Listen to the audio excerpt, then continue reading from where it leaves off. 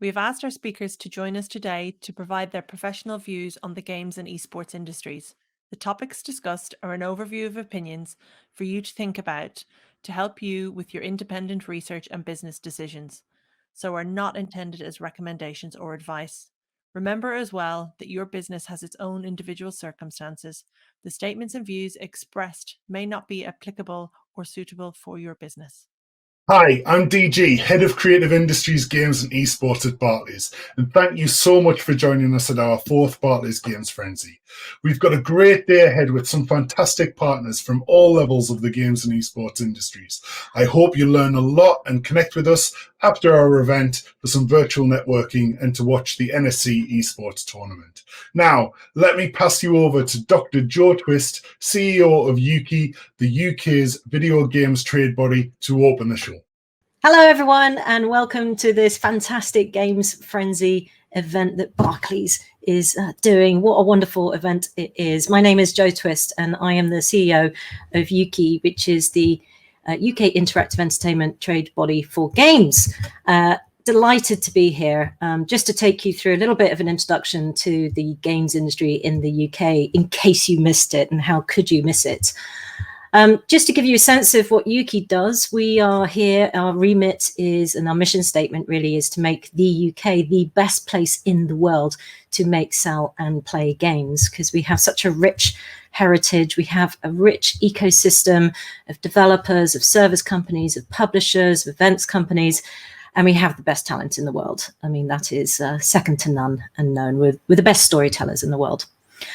But just to give you a little bit of a sense of, particularly over the last year, it's been obviously a very unusual year for all sorts of industries. The games industry has been incredibly resilient, however, during what is an unprecedented 12 months, a pandemic.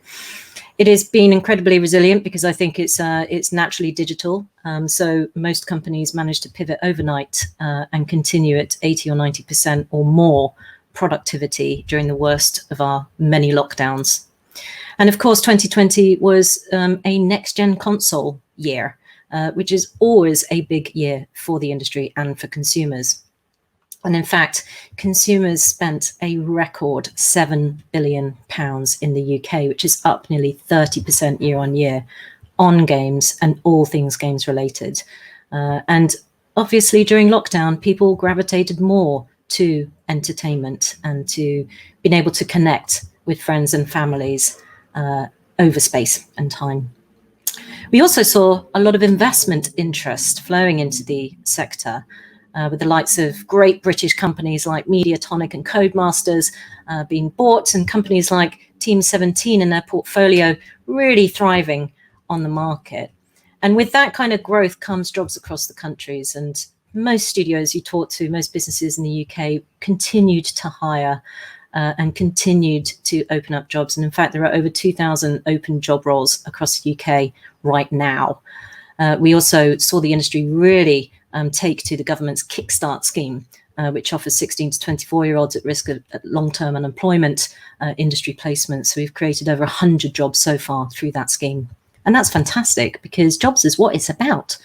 55% of game development jobs are actually located outside of London and the southeast. So there's lots of opportunities around the UK for growth. And that is spot on in terms of what the government wants us to do, which is build back better and level up across the UK. The industry's been doing that since its inception. So we have a fantastic story to tell. When we look at 2021 and sort of looking forwards, of course, games have been mainstream for many, many years and are a really important part of the creative industries, the tech industry, and our popular culture. But of course, 2020 saw a lot more people wake up to that fact because of the lockdown, because of the pandemic, because of the role that games played in combating loneliness and combating mental health issues and connecting people. So we also saw, of course, some delays to titles. But it means that 2021 is going to be a very interesting year, I think, for some of those next-gen console titles that we are yet to see hit the market. We don't expect that we'll see that kind of record-breaking 7 billion figure in 2021. But you never know, because the one thing about the games industry is that there are still growing audiences. There are still people who want to play games, even though we have 3 billion people who play games globally. We have over half the UK population plays games regularly. I've still got the other half to go. So we can see that actually there might be some more growth. Let's hope so. But one thing's for sure, that games as an entertainment medium will continue to grow, particularly globally. And I think, well, we will see the UK sector grow. We are facing, obviously, as all sectors are, competition globally. We always like a good competition in the games industry. And I think as long as we can keep honing our talent and making sure we're investing in new talent and making sure that business skills are up to scratch, certainly with startups and with scale-ups, which is something that companies like Barclays really, really do care about, then we're going to continue having that pipeline of really amazing UK-made and UK-owned IP hitting the market and more jobs being created. Some of the challenges are there, though. We know that staying competitive is key. We have very generous tax incentives in the UK for games production, games development. We also have R&D tax relief. We also have SEIS and EIS to de-risk investment in startups. But we've just seen recently that we've always got to keep a keen eye on our neighbours near and far. Australia just introduced a tax relief, federal tax relief scheme, based in large part on what we have in the UK. But don't worry, we'll beat them. So there are some challenges. Access to finance is always going to be a challenge. And of course, again, talent development, making sure that we're investing in talent and making sure that we're able to fill the open roles and the continuing needs of the games industry. And I think, you know, this is a 21st century industry that needs 21st century kinds of skill sets. So lots of exciting things to come. And of course, returning to whatever we call an office now and our studios post-COVID is going to be challenging for some. What does a hybrid model look like? Games companies are already thinking about how to give people that right balance in workplace culture, but also in flexibility, in home caring responsibilities. What kinds of teams come together in the studio? What's the studio there for? Is it for creative collaboration, or is it to sit and have meetings? Everything is up for grabs now, and I think it's a real opportunity for us to reinvent what we mean by the workplace. But one thing's also for sure is that the games industry really cares about big challenges in society as well. We have a social responsibility to make sure that our players and the people we work with and employ are thinking about diversity, are thinking about inclusion, are thinking about spreading the opportunity of our fantastic industry far and wide up and down the country to those who might not know that there's a job for them. So we need to really understand how we can up people's game. We have a Raise the Game EDI pledge, which helps to do that. And I know that all companies will be supportive of that. We also are doing a lot of work in the industry around reaching carbon net zero or better. We as UK have made that commitment. We've signed up to the UN's Playing for the Planet. We want to be carbon net zero or better by the end of 2022, and we're well under our way. COP26 is a big climate change event. The industry has a lot to say about climate. We have an incredible reach because we are the most effective communications medium of the 21st century. So we're also going to be doing a lot of work in encouraging companies to take that responsibility in terms of climate change really seriously. I just want to close by thanking Barclays and by giving a massive shout out to the way that companies like Barclays have been there to support some of the programs that we run, such as the virtual hub crawl, giving businesses advice on accessing finance, on how to build, how to scale, and how to thrive in this very challenging environment. The support that Barclays give is incredible to games companies and has made a real difference. And they've got so many services and support and advice to give. Only if you just ask, and they're always there. So events like this are really important, and I hope you enjoy it. Please do join us for our virtual networking. It does work, I promise, in Gathertown, which has fast become UK and our favourite place to be. So hopefully we'll see you then. Thank you very much to listening to me. I've been Jo Twist. Thanks, Joe. What an amazing year for UK games. At Barclays, we're so proud to be supporting such an incredible industry and love working with your team at UK. Next up, we have Al Sen, VP of Engineering at DigitalOcean, about how they're helping developers solve problems using the cloud. Thank you for joining us today at our Games Frenzy. I'm now joined by Al Sen, VP of Engineering at DigitalOcean. Hello, Al. Hello, how are you? Thanks for having me. Well, thank you for being here. I'm great, thank you. And it would be great, I think, for our audience. Some of them may not be aware of DigitalOcean. I don't know how. But if you could tell us a little bit about your organization and your role there. Yeah, definitely. So DigitalOcean is a cloud computing company founded in 2012 in New York City. The company in that time frame has grown quite a bit. And our mission is to simplify cloud computing so developers and businesses can spend more time creating the software that really changes the world. So, so we're really targeting startups and small businesses and really give them, a lot of attention and just make it easy for them to do their work. We have close to 600,000 customers across 185 countries. The company derives close to 70% of its revenue from outside the U.S. And we have 14 data centers across the world and POPs as well. So we really have a worldwide infrastructure that allows developers, including gaming publishers, to use our environment to really accelerate their time to market. And it's great to hear. I think now, particularly in the games industry, it's a huge global online digital industry, and cloud solutions that can help solve its problems have never been more important. Mm-hmm. So with DigitalOcean being right in the center of that, how have you worked within developers within the games industry to help solve some of their issues?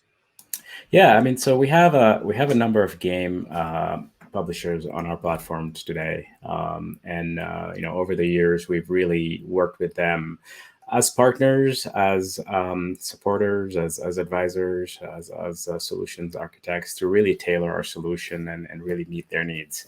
So these customers generally come to us because of a variety of reasons. We target developers, we make it easy for them to develop their platform, but fundamentally, a lot of the games that are out there have similar problems, right?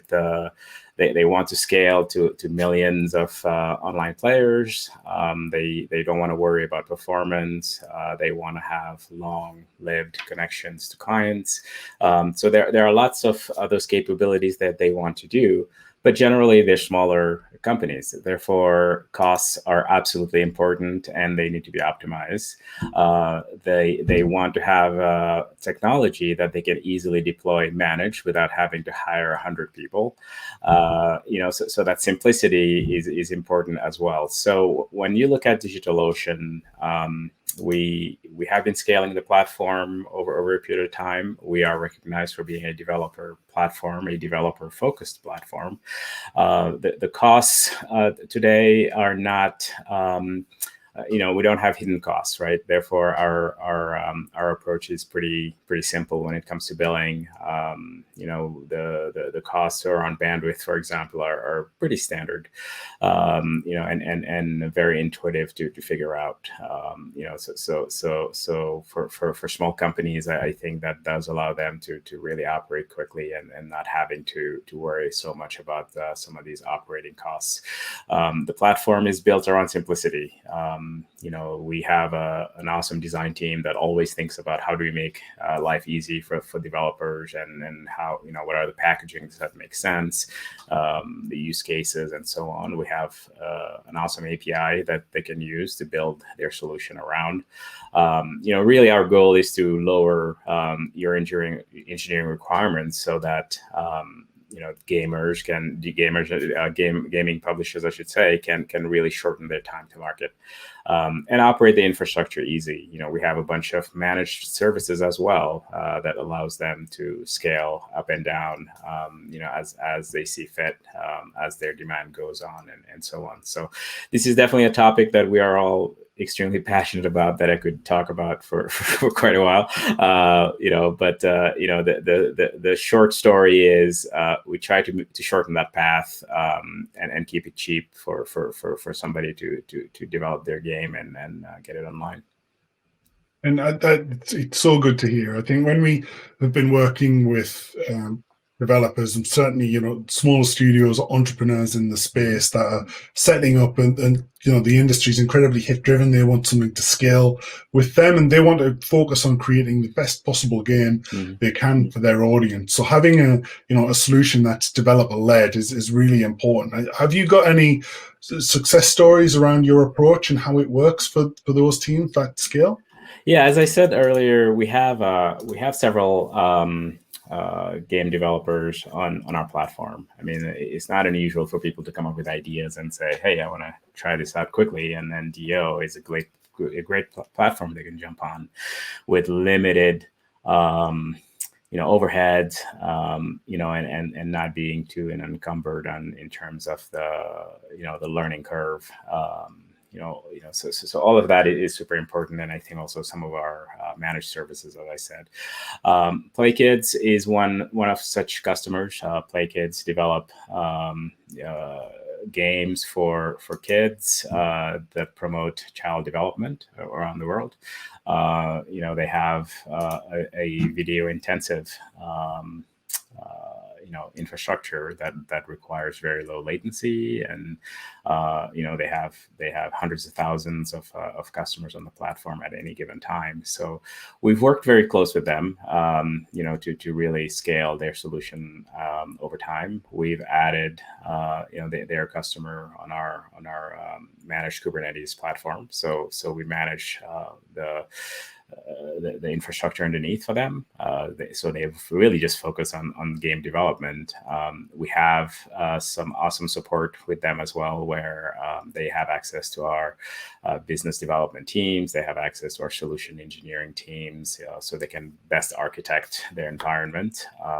They have access to our support teams through Slack channels as well. So, if something goes wrong, they if they need help with anything, if they're working on a promo to actually scale and expect more people on the platform, they can work with us directly to make sure that we can help them out with that. So that kind of joint partnership is something that we really look into with our customers. We love developers because we learn from them and we learn to provide their what their needs are, and then we need to meet those needs and really continue to make our platform simpler.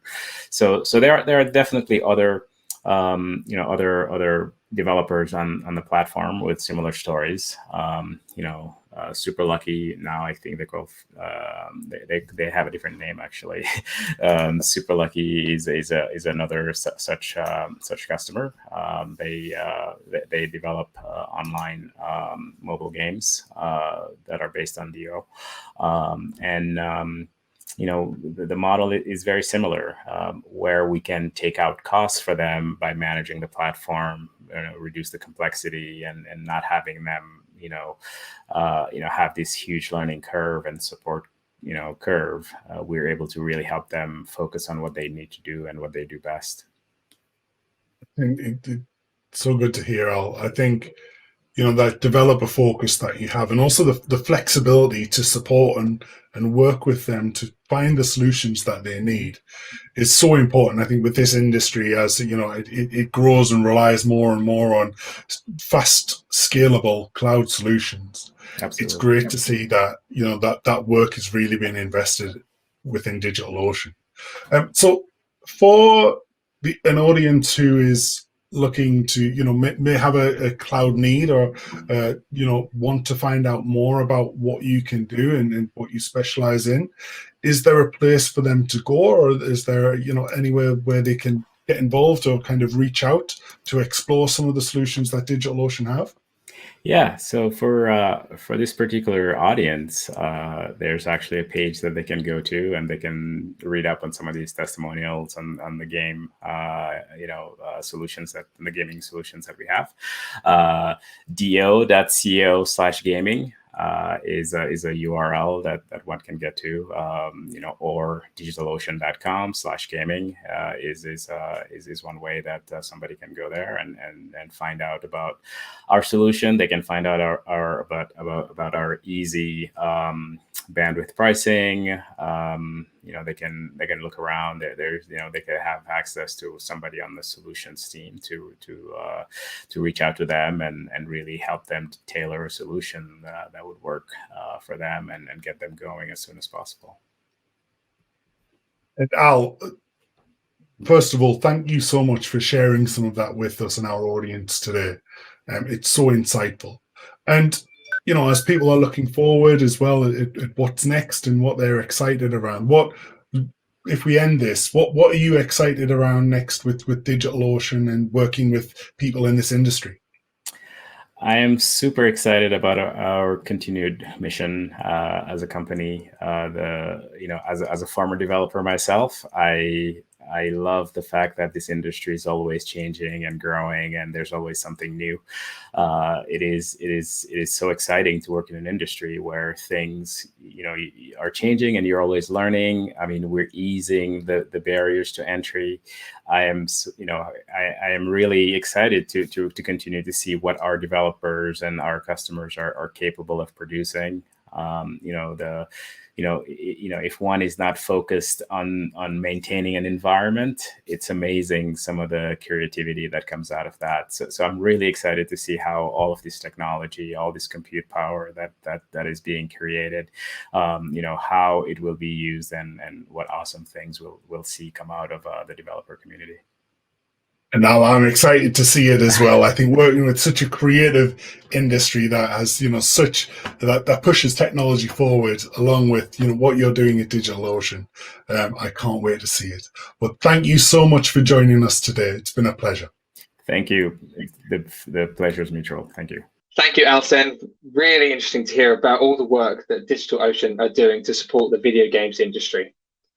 Now, if you've ever wondered what the video games tax credit is or how to apply for it, then Stuart Burnside is coming up next from the BFI to tell you a lot more about it. Hi there, my name's Stuart Burnside. I'm a video game analyst on the BFI certification team. The BFI certification team is the first point of call for UK developers who are looking to claim the video game tax relief. So we're there for any questions that you might have about the process. I'm happy to talk you through it. So just get in touch.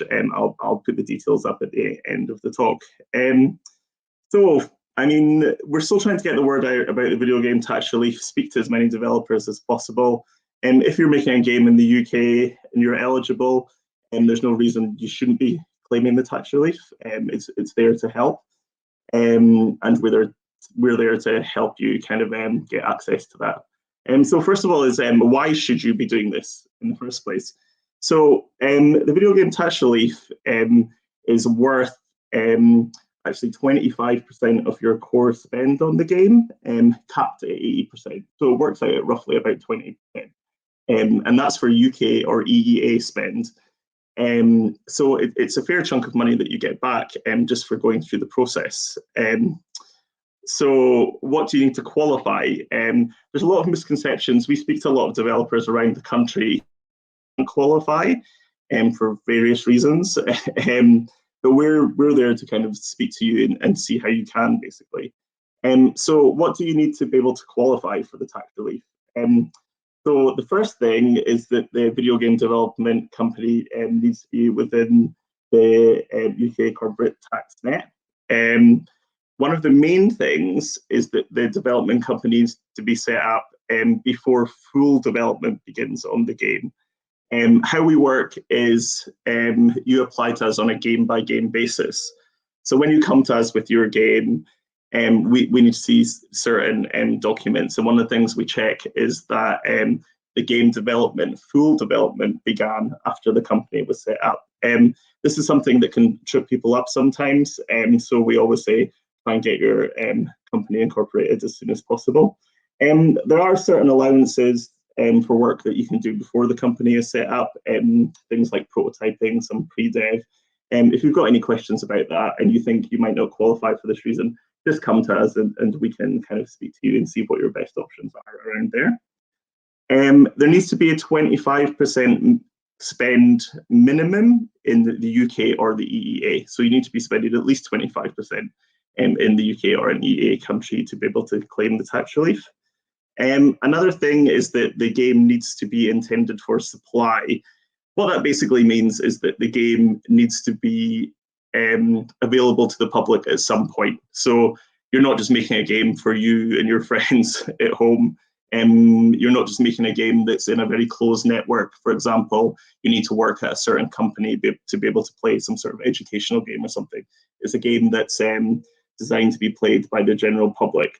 That can be on any platform whatsoever, from the straightforward platforms, consoles, PCs, and mobile, to things like we've certified games that are museum pieces, games that are part of art shows, arcade games that are location-based. So as long as the general public can get access to it, then that's fine. The last thing is it needs to be a game, which sounds very obvious, but actually isn't as obvious as it seems. So the definition of a game is ever expanding, as I'm sure you know, working in the industry. There's crossover between games, film, other media, VR, XR. If you have a product and you think it doesn't quite fit neatly into one of those categories, come and speak to us. We're happy to talk through your options. If it doesn't fit into video game tax relief, it might fit into one of the other tax reliefs like film, animation, something like that. So we're happy to talk you through that. So as long as you meet these requirements, then you should be eligible. And if you're making a game in the UK, it's most likely that you will meet those requirements. The last thing is that you need to pass the cultural test, which is something that's available on our website. It's a form that you fill in. I'll break this down just very roughly here. It's something you can look at. We're happy to give you more information. Basically, it's a points-based test.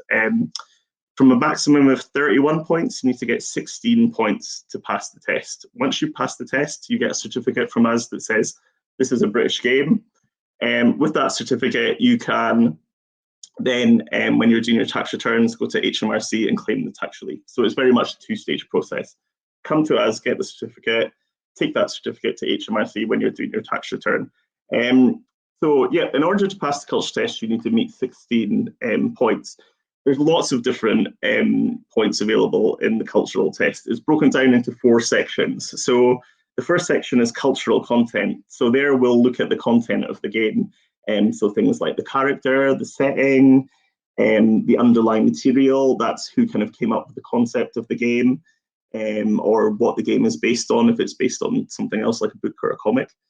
And then the language. So there's points available for, if it's UK setting, if it's European setting. There's also points available if it's what we call undetermined setting, which a lot of games are, which is like, space and fantasy setting.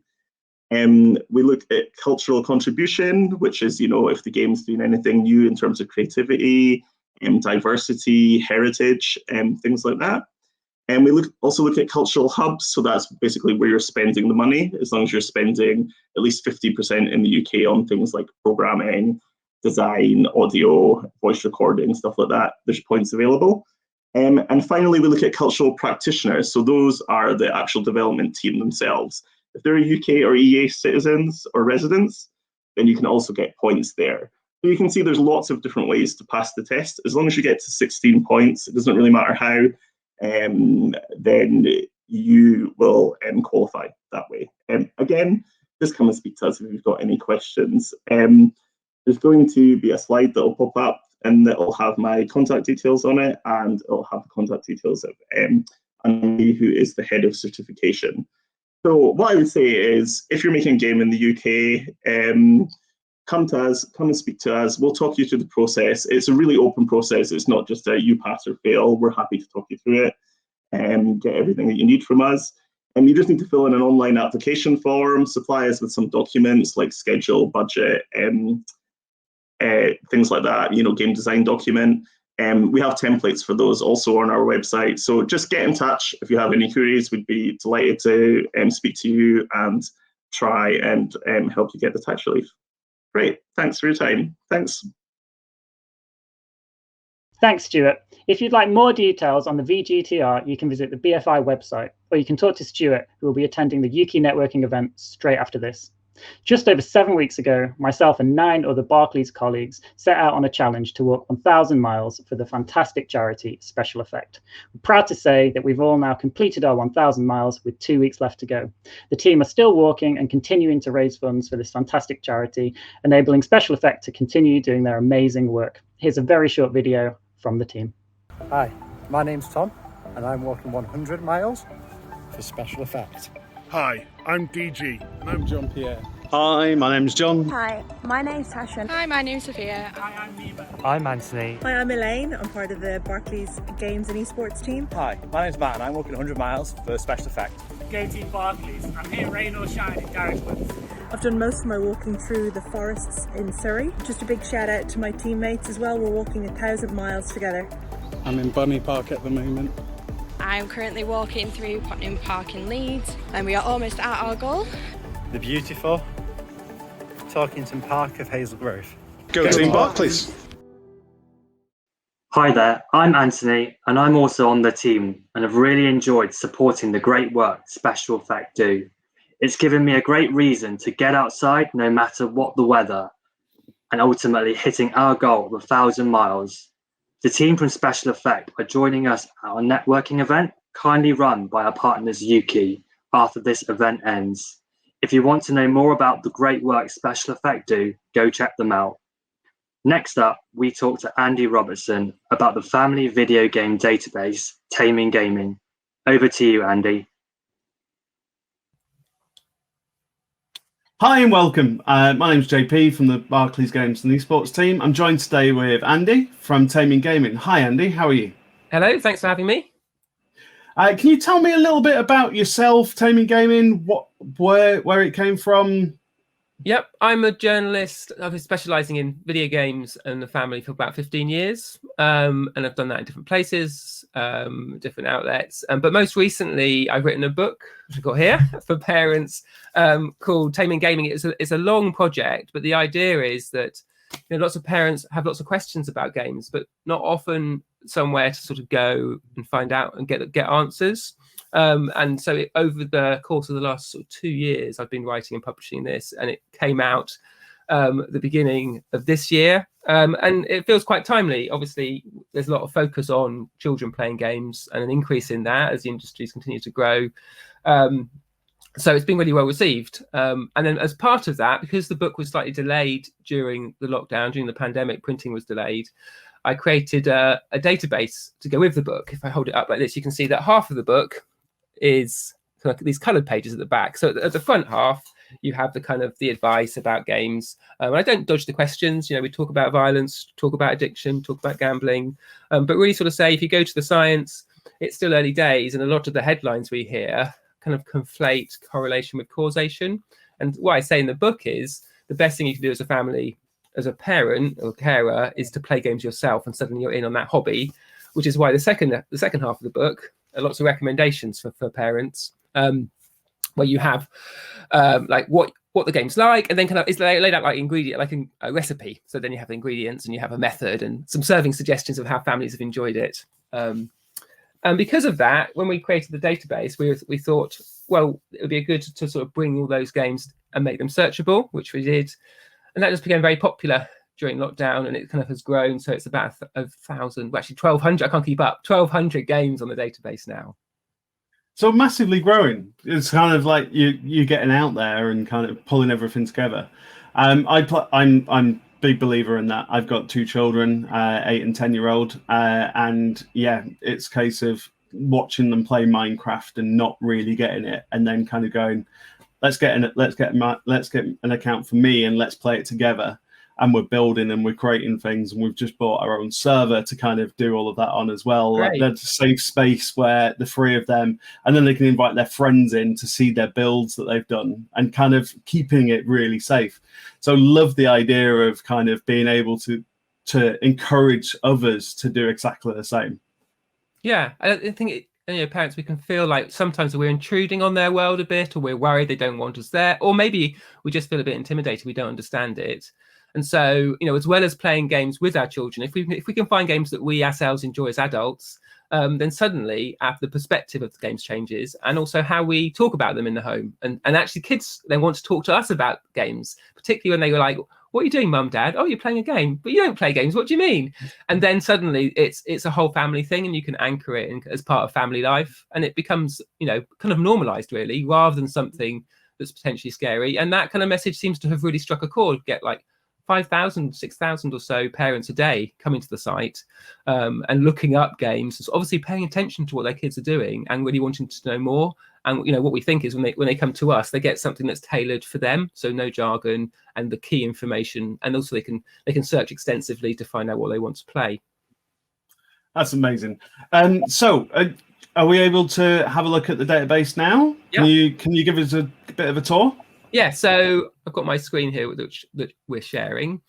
So this is the database homepage, but the main way we see parents using the database is they want to find out about a game. So we'll use Call of Duty as an example. Maybe a younger child, their friends are playing Call of Duty and they're like, "Mum, Dad, I'd like to play as well." So the parent can come to the page, look up, see which game they want to investigate, and go to the game page. Obviously, you have an age gate to confirm you're an appropriate age. Look at the game. That also signals to parents that there's content here that's aimed at an adult, because we're going to be talking in detail about the game. Every page then has the same information, and it's very tailored for parents. There's one image that we would pick of the game that we think is sort of indicative of what it's like. We have a video of the game, but that is pre-watched, and so very quickly you see action happening. So you kind of write in, and within a few seconds you get a really good idea of what the game's like to play. An overview that's been written by a parent, there's no jargon, and gives a really good, succinct introduction to what the game is. Then we look at in more detail at the data behind it, like how long does the game take to play? How many players is it? Can you play across different systems? What's the best way to buy it? And then, of course, we pay close attention to, does it have additional in-game purchases? Are there sort of chance purchases, loot boxes, sort of thing that parents often ask us about? And of course, the age ratings, and not just the sort of the headline, but the detail behind that, like why is this game got a particular rating? And that's kind of brings the data together to make it easy. And the bit I'm really excited about, though, and that parents seem to really enjoy, is that then if you get to the end and you think, okay, you're not old enough for this game, there's loads of really great suggestions that have been handpicked by our experts, so that parents can have a different conversation to say, well, you're not old enough to play Call of Duty, if that's their decision, but there are these other games that are shooting games, but ordered by age rating. And so you can go through and find something that's really suitable for your child, and then obviously you can go and look at that game. So that's kind of a way for parents to kind of get the inside kind of track on, what games are appropriate, but maybe they don't know what to play. Then the other part of the site is a really detailed search where you can come in and say, okay, well, I'll pick, my kids are 11 and under, so we'll pick Peggy 12. You then pick a system. Maybe that's PlayStation. But then you can also look at other criteria, like, well, maybe they don't know in detail about loot boxes or in-game purchase, but they can decide in an informed way, okay, well, I'd like to search for games that do or don't have those particular features. And maybe they like the idea of, as we've been saying, playing games together as a family. So they're looking for games for 4 or more players. You can do the search there, and it creates a very detailed list that's tailored for your family. If you like a game, you can click the heart button, and that gets saved to your account. And then just finally, we've extended this for accessibility. So if you have a child or you yourself have a particular requirement in vision, in hearing, in motor ability or cognitive need, you can come and add criteria. So maybe that is just about the level of reading, or maybe you need the text to be particularly visible, or you want to opt for games where you don't have to read and the dialogue is voiced.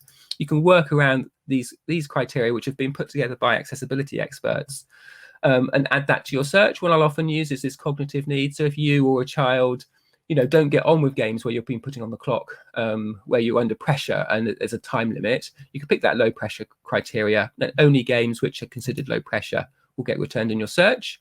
So you can now see that our search is very detailed now. So 4 or more players, Peggy 12 or under, PlayStation 4 with this low pressure accessibility. And we've got 7 games here. And then you can go to the individual game.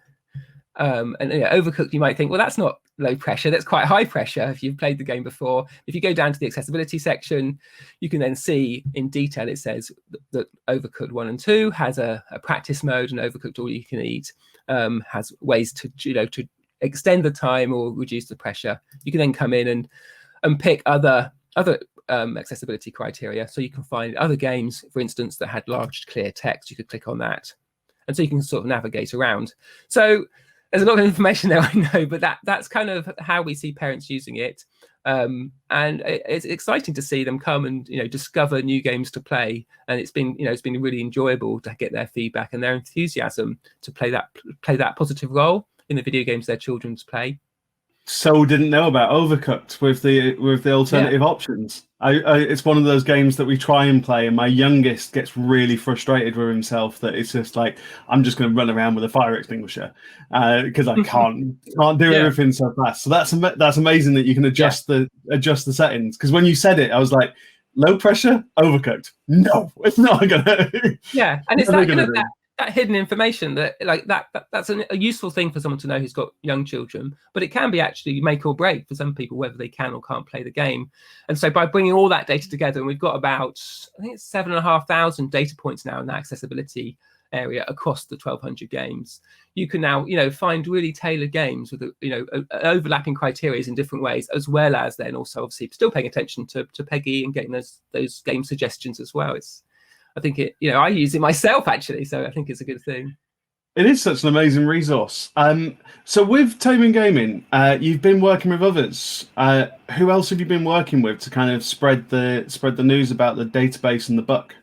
Yeah, so we work closely with Ask About Games. It's a site that I'm the editor of, and that we'll often pass people there if they're asking about, well, how do you set up parental controls? What's the detail of how do Peggy ratings work? That's a really good partnership. And they kind of cover all that kind of stuff. And then we've looked at overlaps really with other organizations who have either sort of clientele or people that they work with who play a lot of games or just have an interest in this area. So the other part of the site we didn't look at earlier is these lists here. So if you click on the list section, you get kind of like Netflix. So each of these images represents a whole load of games around a particular theme. So these might be games that have no violence in them or are suitable for younger children or teenagers. But as we kind of extended this, we realized that there was a big appetite for really kind of identifying unusual groupings. So, games where you're a good neighbor, there's one here. We can click into that. And you see you have the preamble, like an explanation about, what is this perspective? But then like any of the other searches, then a whole load of games that appears down below. And like those other searches, you can also, if you found a list you like, there's 98 games here, but maybe you think, well, actually, my kids are younger and we've got a particular system. You can then apply a search on those lists that then, be a good neighbor for games which are Peggy 7 or under. And so that reduces the number. And of course, that gives you a sort of a more tailored approach. And then in terms of working with other organizations, these have been really useful. So down in this education section, we've got loads of lists of educational games. There's one here which we did in partnership with ChildNet for Safer Internet Day, where we looked at games that develop critical thinking. So these kind of expand and help children or any player really think about information and who's telling them and is it true and that kind of stuff. And there are some really unusual games that in uncovering this sort of section, you find new games. For instance, here in Headliner, you play the role of actually running a newspaper. You do that to control the population. So as soon as a child has done that and is winning the game by putting particular headlines out, when they see a headline themselves in social media, obviously they're much more likely to sort of think twice about just believing it. Then the other one that's worth highlighting, which we had a great time putting together, was with the National Literacy Trust. So these are games that really help children get reading. So there's either content in the game or there's sort of game adjacent content. There's many games have sort of young adult fiction books associated with them. And it's a great way to engage kids with the written word and to, just find games that really help expand their vocabulary. And so you've got this list here. And again, any of these lists you can filter. So if you wanted to say, well, we've got a switch in our school, which you can put on our whiteboard, as I know some schools have done, you can go and find games which will be suitable and you can use without buying additional technology. So yeah, that's the list, and that's kind of still growing. We're adding to that on a kind of a monthly basis. That's amazing. And the game about the newspaper, is just Cool, such a cool game to kind of think about. So what's next for Taming Gaming? How do people get involved? Is there anything that we can do to help? Yeah, so I mean, we're continuing to add games. The graph of new games is pretty steady, and that's obviously a challenge to keep that going. And then we're continuing to add the accessibility data, and we're working with some great individual experts and partners there. We've recently doing a bit more on social, on Twitter. Taming Gaming DB is the Twitter handle, and each week we pick a theme. We write a blog post about that theme, whether that's mental health or maybe fitness or just games that are great to play with grandparents or that kind of thing. But kind of expand it in a kind of a more blog, a slightly more relaxed kind of way. We've got various parents who write for that, and that then sets the theme for a conversation really on Twitter through the week about what games are good for this, has this worked for your family? Like you're saying about that newspaper game, it can be a great suggestion, but maybe you're like, oh, I tried it and actually I realized it was Peggy 12 and my kids aren't 12. What else is there like that? And so again, the database and that sort of the socials help have a wider conversation, and often we're learning things there and adding to the database as well. So it's kind of, the community is really growing. I think the number of parents coming to the site each day is sort of steadily going up, and with that, the conversation is kind of accelerating in a really nice way. From your tour of the website and myself kind of having a look around, I don't see any paywalls. How is Taming Gaming funded? Yeah, that's a challenge actually, just to be frank. But I was really committed to not wanting it to be full of adverts, lots of Google ads popping up. Just because it needs to be this safe, calm space. And so the site's funded by some supporters. So Ask About Games and Yuki have supported us, Parent Zone are a supporter, and we had some funding from an accessibility charity. But we also offer individual game publishers the chance to promote their games on the site. And when we do that, we flag it, we've promoted on the site. So it's very clear to our readers, and we can do a site takeover. Because we want to get this to be sort of sustainable, and at the moment the kind of costs are outstripping the income, but we really believe that it's got a strong future, and we didn't want to charge parents either. I know some outlets might think, well, you could paywall this, and really I wanted to try and resist that and to make it free and ad free, so that parents had it as kind of a really calm space to come and get the information they needed. And we're going in the right direction. So those partnerships are still something I need to build. But it looks like, hopefully within a year, we're going to get somewhere where it's really sustainable. Website, really appreciate it. You've kind of given us all the links and socials. I just wanted to really say thank you for the time you've taken, and really do appreciate it. Thank you. Yeah, it's been great to be here, and I'm looking forward to sort of seeing what the response is. Each time we have these conversations, we always learn a lot. So thanks for your time as well. It's been great. Thanks, Andy. That's really useful, especially since I've got my own YouTube channel with my nephew. So I'm absolutely going to check that resource out, especially when it comes to us finding what games we can play together. So next up, we're talking to Paul Doyle at Epic Games about the beta release of the MetaHumans creator. And it's causing quite a stir, especially since it's going to drastically change the playing field for developers of all sizes. So make sure you check it out. Hi, I'm Elaine. I lead games and esports strategy at Barclays, and I'm delighted today to be joined by Paul Doyle, the Director of Product Management for Unreal Engine at Epic Games. Hi, Paul. Hi there. Thanks for joining me. No problem. It might be really good to start with just a little bit of an introduction about yourself, about your background. Yeah, sure. So I've worked in the media entertainment industry for, I guess, getting on for 25 years now. So originally I started out on the software vendor side of things, like tools for building 3D assets, like Softimage, and then at Autodesk. And then I founded my own company called Fabric Engine. We sold that in 2017. And then I was global head of software and R&D for Technicolor production services. So companies like MPC Film, Mill Film. And then in 2019, I guess, I went and joined Epic in this role, and upon arrival was told, hey, we've got this digital humans thing, do you want to come work on that? So it was the potted history right there.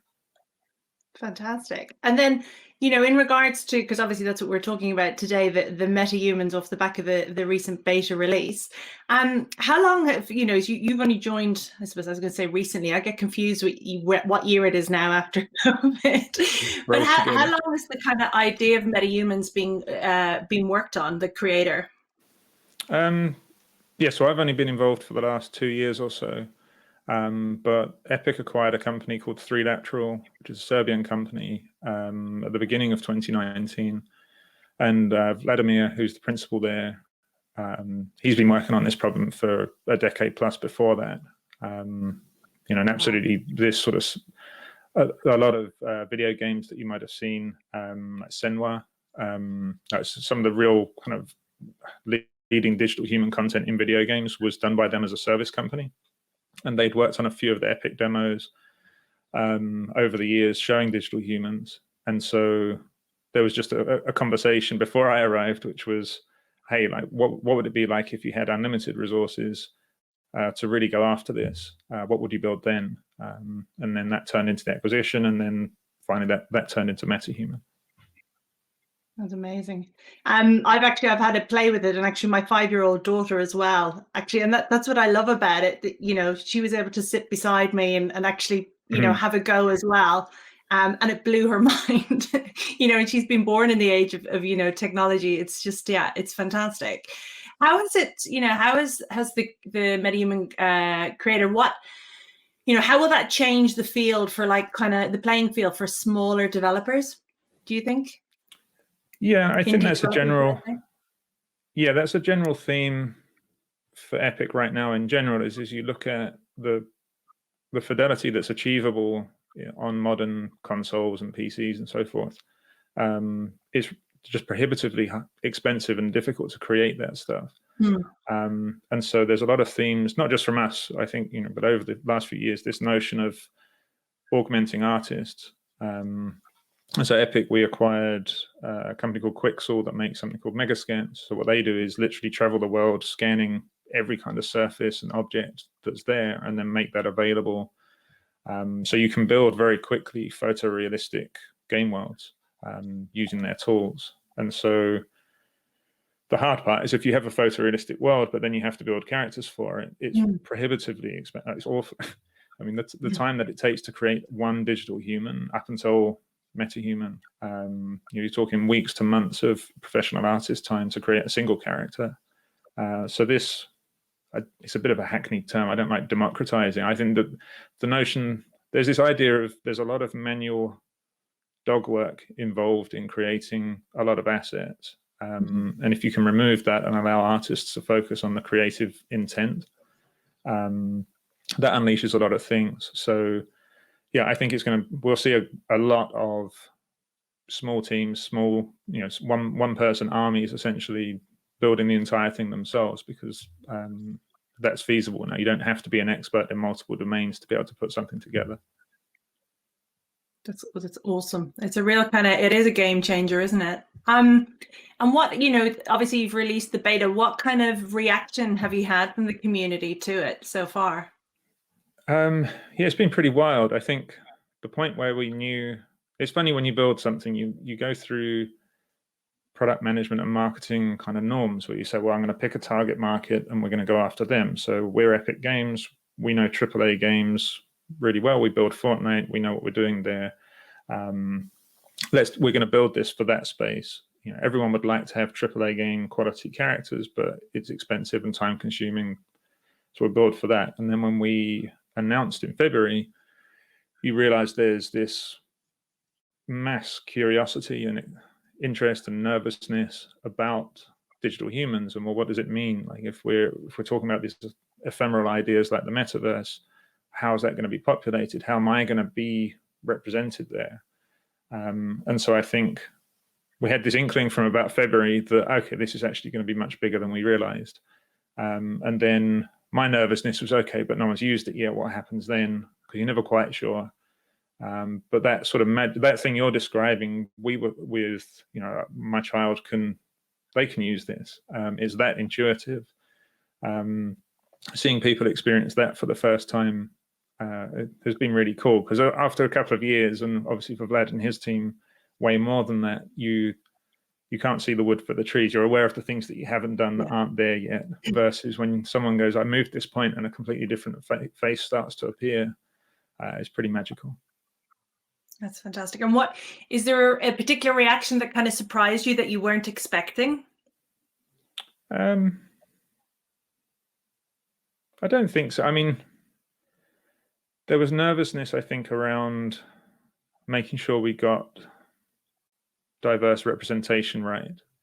And so I think I was pleased that that was well received. And we worked with a company called I Need Diverse Games, who helped us just walk through these ideas of, well, it's a digital human creator, it's not a mirror, but how do you approach some of these delicate topics? So I think the reception has been positive there, and so that was pleasing. I wouldn't say it was surprising, but more the nervousness of, okay, if you're putting something out there that can be that close to the bone, literally, for people, there's always that worry of, okay, what if we've done something boneheaded here and we're going to get people coming after us, and that didn't happen. Instead, some criticism of there's not enough, say, black hairstyles, but then when we explain, right now it's a small set, but that's because it takes a lot of time to create these things.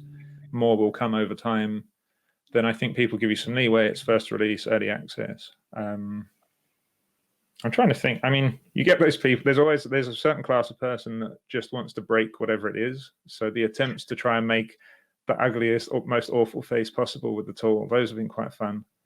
And then just that mass eruption of, I suppose, stuff that Vlad tells me he had thought about this for a long time and I hadn't, were other creative endeavors that, like writers, where the notion that they could actually create their character and see it, so that someone they may have written for years finally being able to have a representation for themselves right there, that's been fun to see.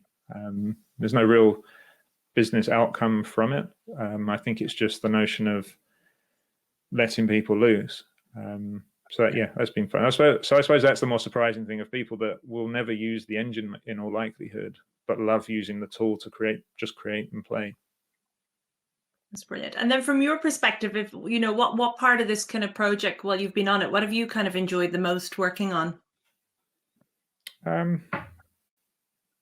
So I'm more of a, I won't swear, but this is West Coast Silicon Valley terminology, so forgive. I'm more of a 0 to 1 person, so I like the start phase. I like forming a group, and you're not quite sure how you're going to work together, and you've got this idea, but you can't really show it to anyone yet, so you have to get buy-in and people to understand what you're trying to achieve.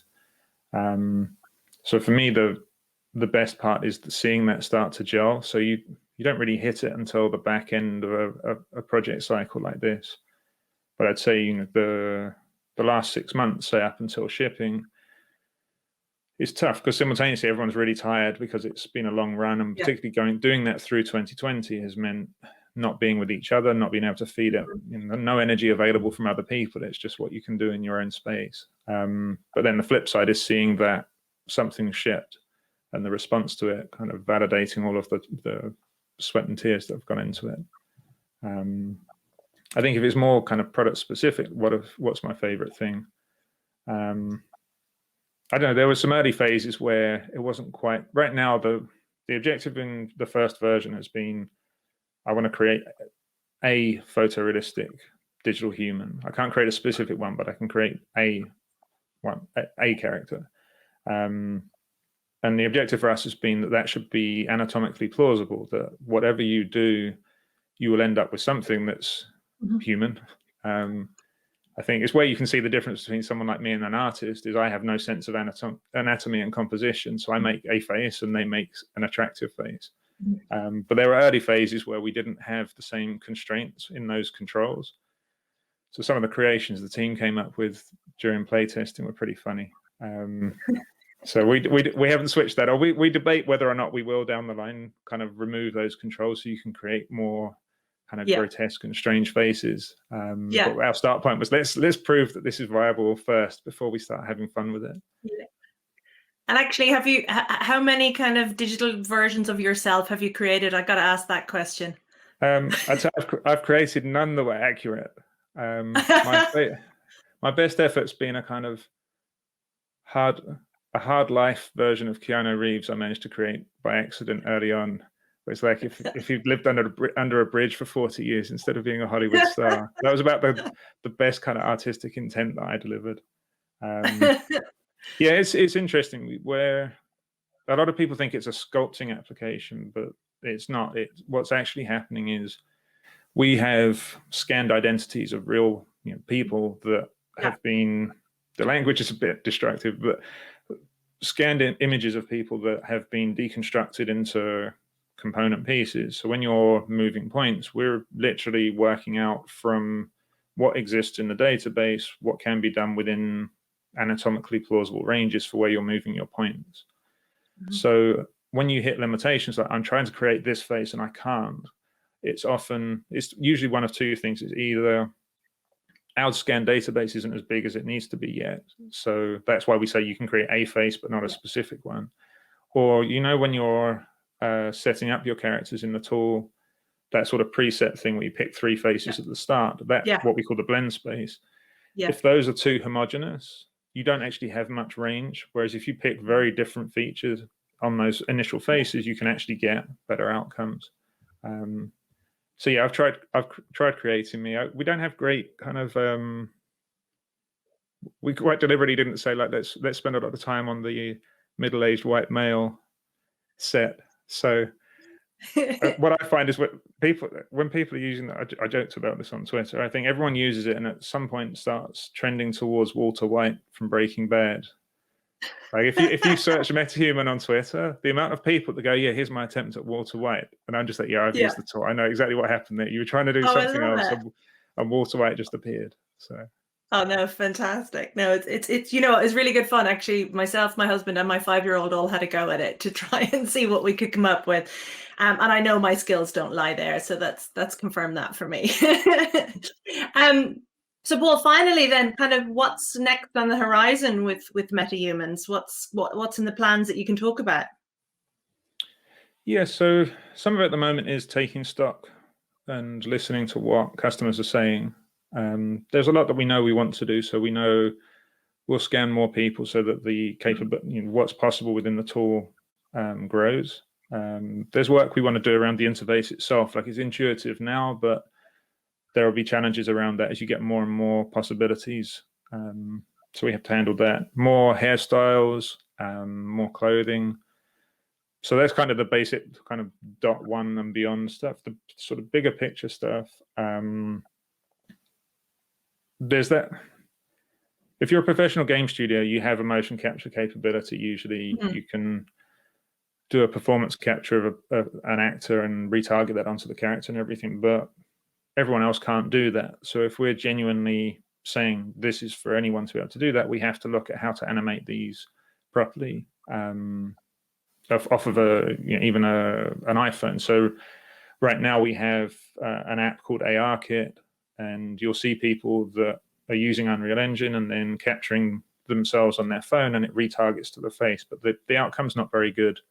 It will capture movement, but as soon as you're speaking, it's not catching all of the mouth shapes and changes, which is incredibly complex. So Epic acquired a company called Cubic Motion at the start of last year, and so they're the other the complementary piece to 3Natural, in that they have been experts in performance capture for a long time. So that's definitely an area we're looking at, is how do we expand beyond just the creation of the character and into plausible, good-looking performances that anyone can do onto those characters. And then there are things we'd like to get into, but I'm not sure when we will, which is inevitably people want non-human faces, humanoids, elves, gnomes. So looking at that, and then also people ask often about stylization. We started at photorealistic characters, but then people want to look at, okay, well, if I've got a particular art style and direction in my game, then how do I have that appearing on my characters' faces? And then the other thing that we're, again, thinking about, not, no concrete plans, relates to this being a player character creator within a game. Right now, it's, as you know, a browser-based streamed application that's really like a content creation tool. I build my character and then I export it and then I bring it into Unreal Engine and then I can make it part of my game. So one of the things we have a few customers saying is, well, we're in this weird place now where I can create awesome NPCs, background characters, but I don't have that control for my player. How are they going to create? What you want is MetaHuman Creator, but embedded within the game. There are a lot of technical challenges with doing that. But that's certainly one that we're thinking through. Right now, I think the whole team's just about to take a week off. So I've sort of stayed back from pushing too hard. And okay, now what? And Vlad's the same. We're just sort of, there's all these things everyone kind of kept quiet for 6 months about what's next. You don't want to kind of ship and then go, okay, onto V2, guys. Yeah. But yeah, so in a week, those conversations will pick up again. Yeah, you kind of got to, it sounds like, step back, get all that feedback, and just kind of recharge the batteries and go again. Sounds really exciting. Yeah, it is. It's that thing where if it was just for AAA games, we know exactly, because we make them ourselves, they're our main customer set, so we know exactly what they need. What we're learning is more streamers and virtual influencers, people that want to do short films. What are the tools that they want and need? And how do we make Unreal Engine more accessible for them? So that's the bit where there's a lot of learning to be done for sure. Brilliant. Hey, Paul, it's been really lovely talking to you, really interesting as well. Thank you for taking the time to talk to us today. No problem. Thank you for having me. Thanks, Paul. That's incredible and sure to change the playing field for indie developers. I'm going to go away and make a version of me as a metahuman. Next up, DG is going to talk to Andy Payne, a veteran in the games industry, about the changes that have happened with the industry. Today we're joined by Andy Payne, industry veteran when it comes to video games. Andy, thank you so much for joining us today. Can you tell us a little about yourself and your history in the games industry? Well, with pleasure. How long you got? I started in games in 1985 and it's now 2021 and no one's found me out yet. I am incredibly privileged to work in games, and I hope that many more people who are going to come into the industry get the luck and get the fortune that I've had. It's been amazing. At the moment, I invest in small games companies. Sometimes they get a bit bigger. I've got a day job as well. I run CEO of Just Flight, which is a flight simulation and train simulation company, and we're doing great work. Very profitable business, fantastic team, and I've also made last year during the pandemic.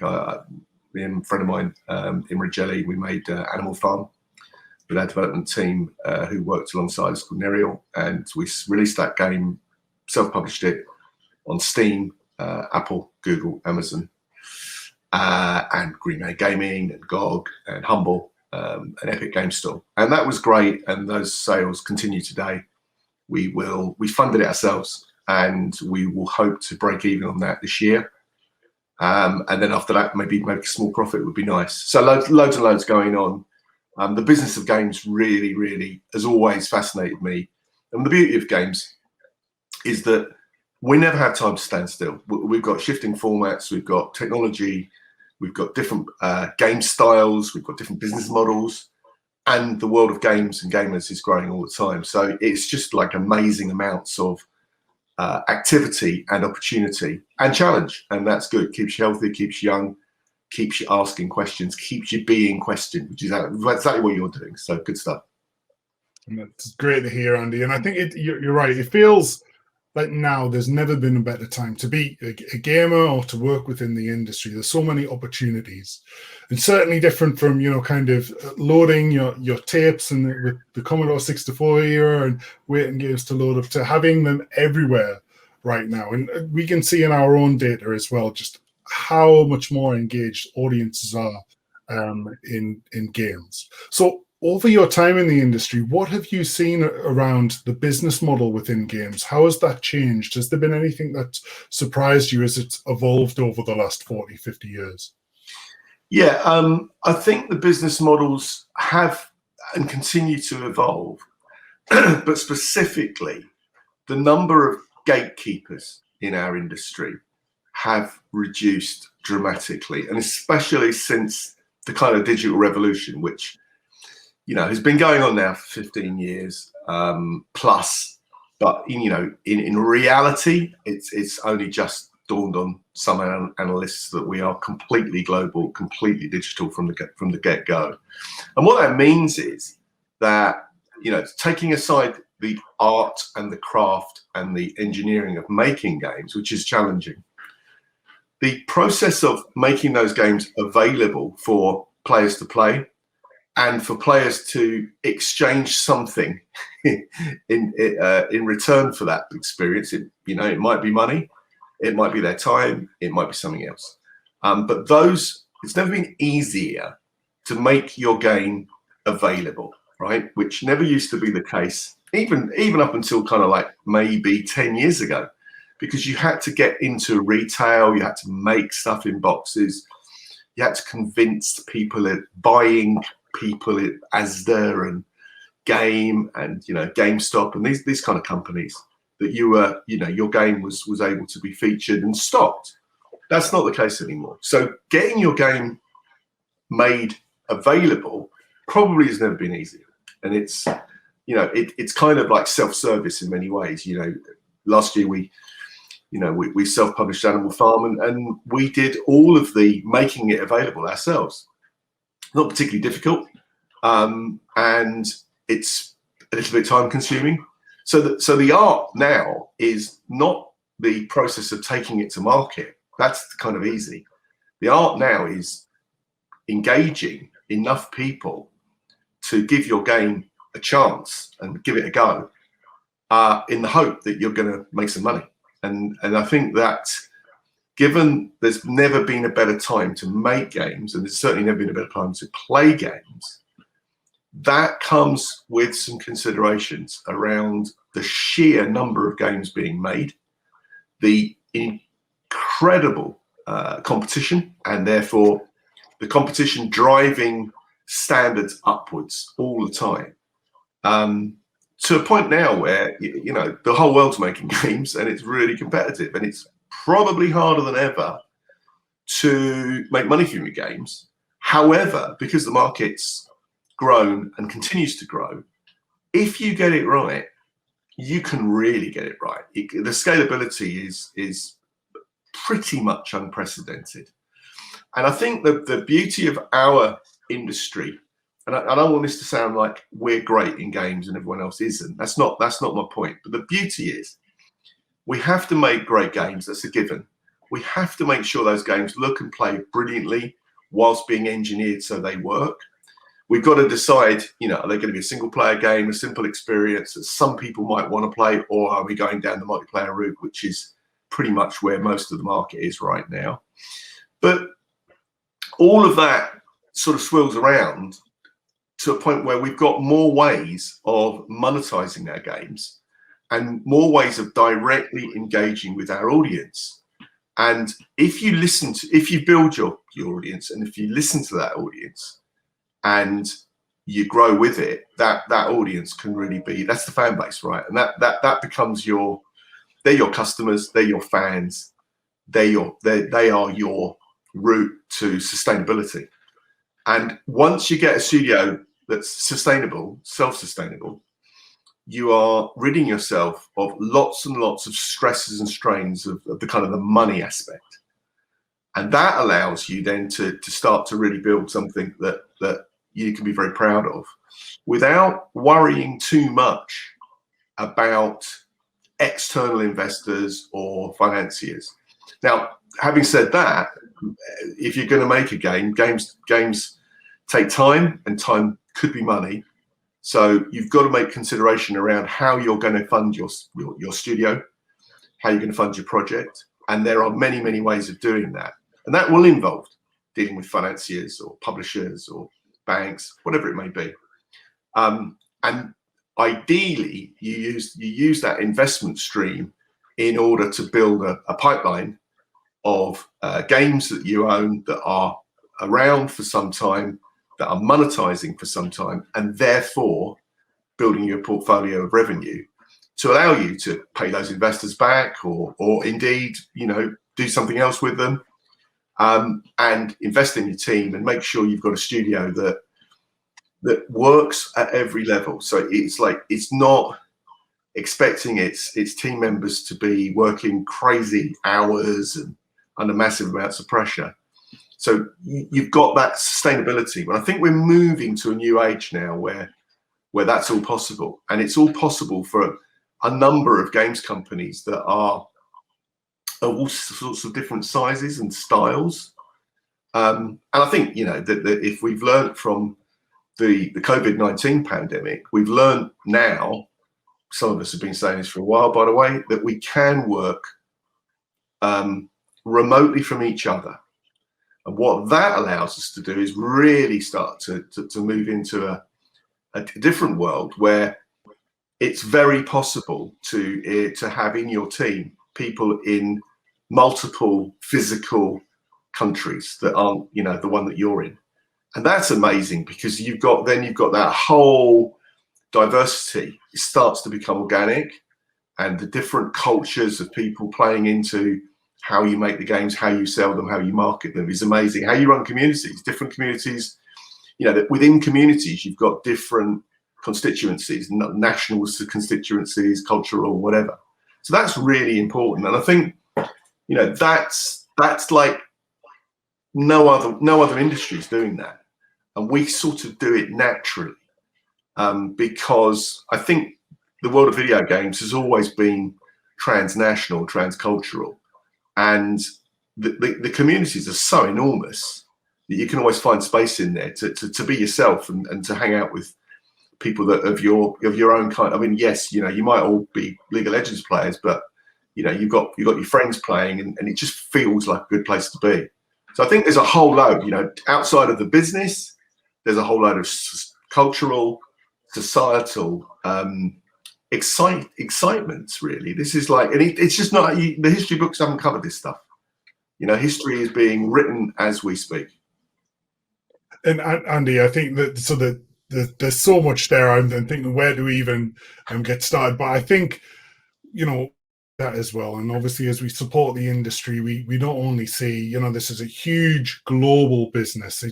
It's quite democratic in the way that it's a level playing field in some ways, where the digital products, you know, the games that are provided can be built by, you know, a single person or a studio of hundreds of people that compete in the same space for time from the same audience.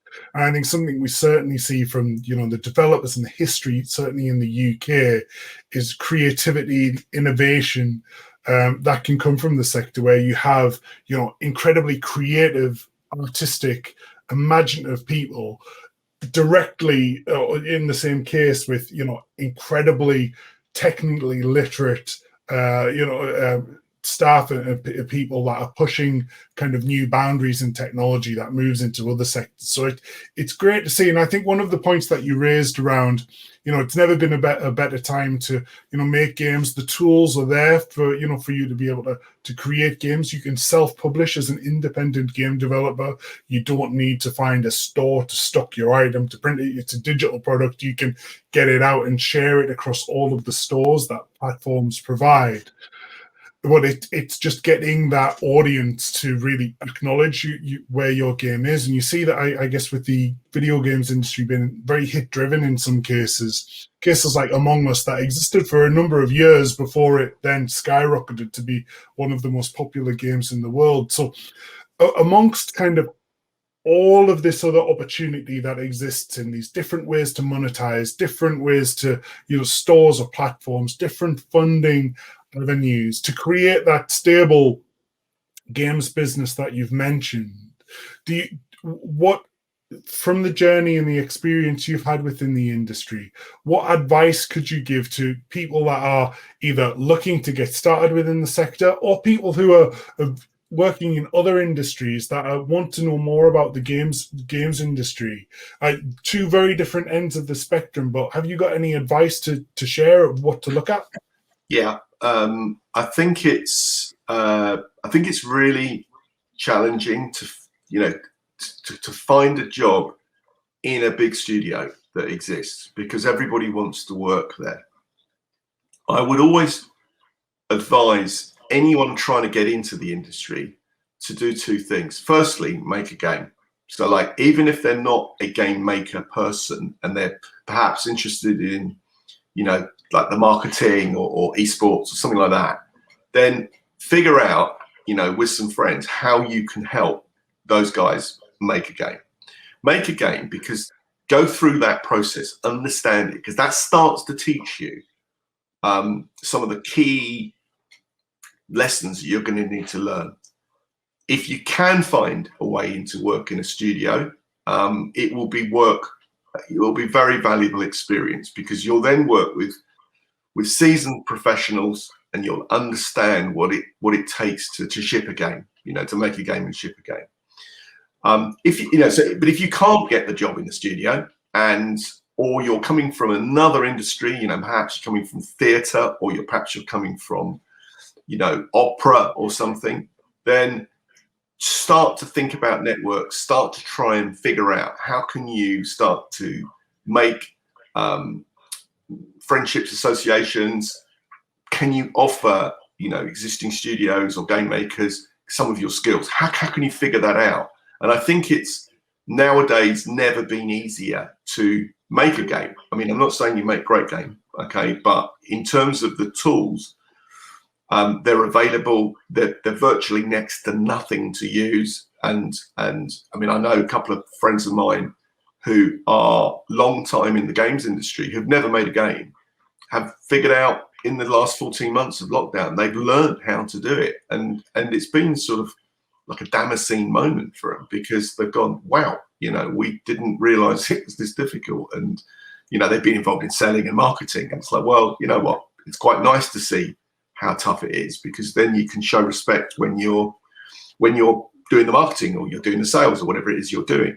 So I think it's about get hold of something, start making. I think that's a really good starting point. And it's a point, where there's no excuses. If you've got an internet connection, if you pick up the tools, and you've got, a PC, you can start making a game pretty quickly. And you can find loads of people out there. It might be like you're on your college course if you've gone to university or something, but you can find other like-minded people and start knocking something together. And that's the beauty. It's a bit like, how do you become a professional musician? Well, you start off by, liking music, and then thinking, I might need to pick up a guitar or get a drum kit or something. And then I might need to find some mates, and then we might put together a band.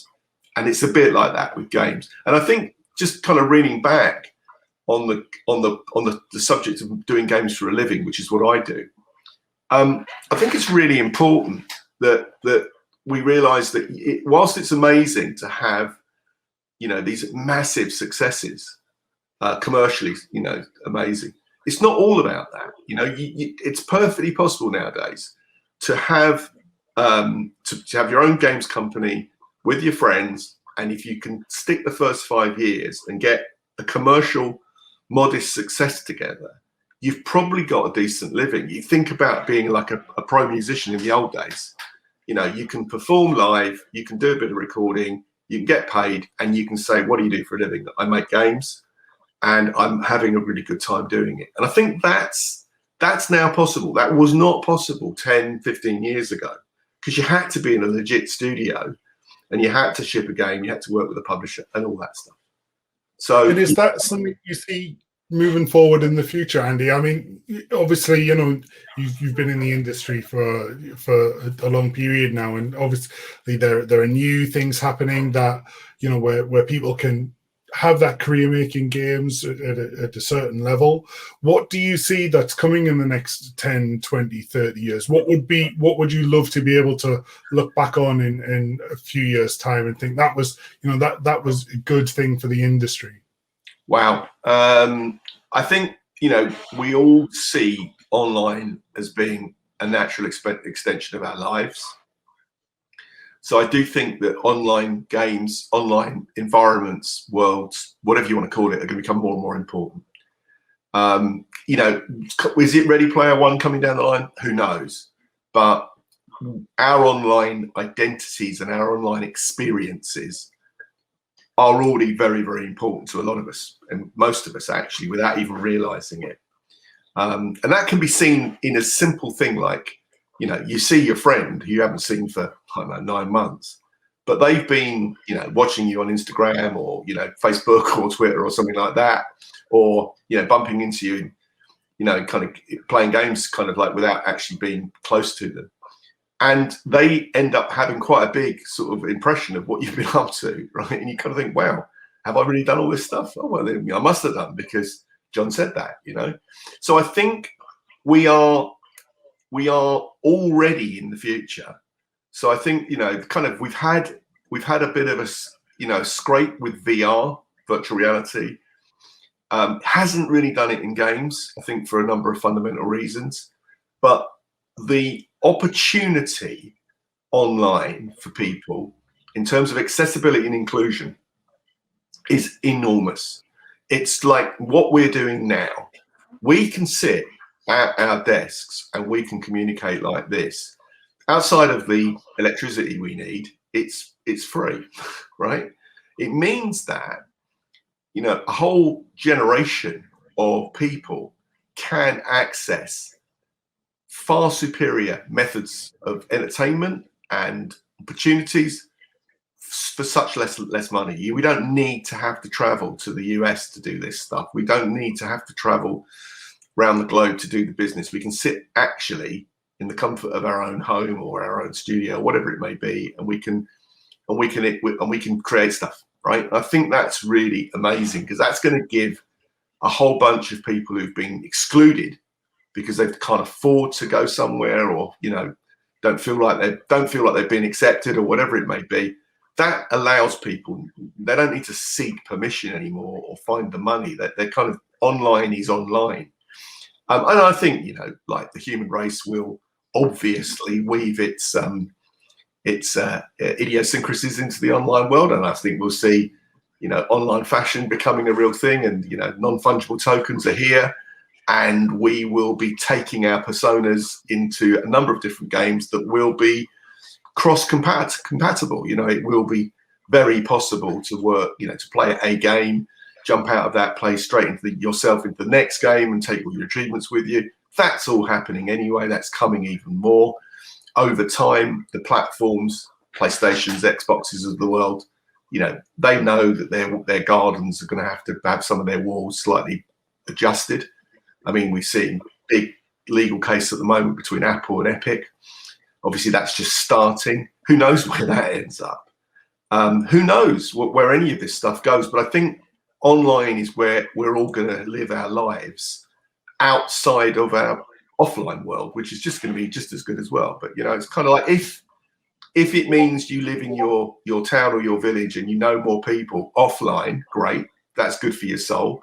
If it means you've got lots of friends all over the world and you can exist and experience other people's culture, other people's viewpoints, other people's languages, you know what? That's got to be bringing everyone together, not pushing them apart. So I think there's just huge opportunities. I can see there's a massive opportunity for my screen to have gone really in the sun. So I do apologise.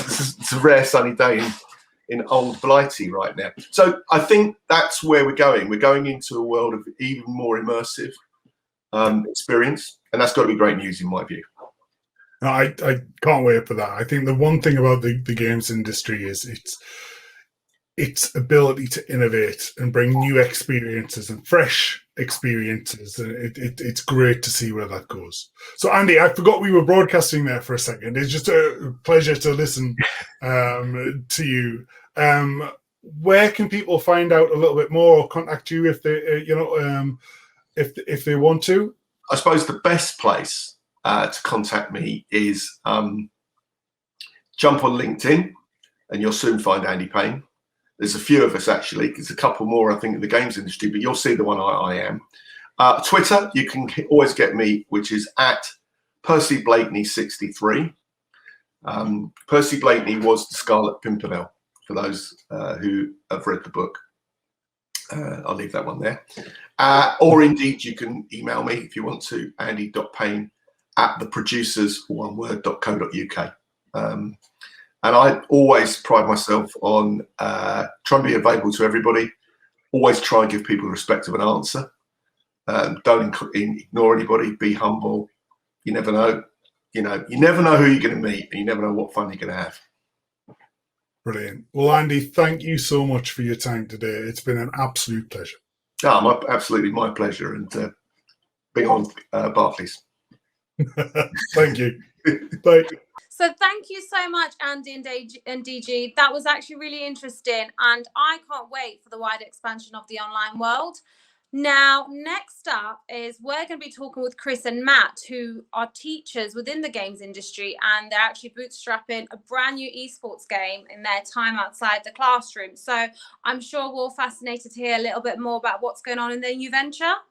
And now we're joined by Chris and Matt from Made by Titans. Thank you so much for joining us. Yeah, cheers for having us. I really appreciate it. Yeah. No problem at all. It would be great to hear a little bit more about you and I guess your background. I think it's a really interesting story.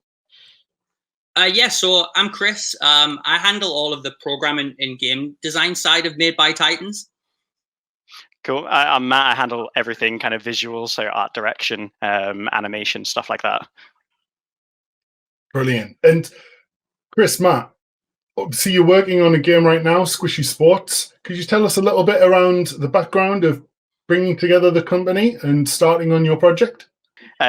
Cool. So yeah, so Made by Titans, it kind of started off as a passion project, really that got kind of more serious the more we kind of went down the line of it. So Chris and I both met in kind of games education, where we both still work as well. So teaching 16 to 18-year-olds how to do game dev stuff, how to build their own games, and that side of things.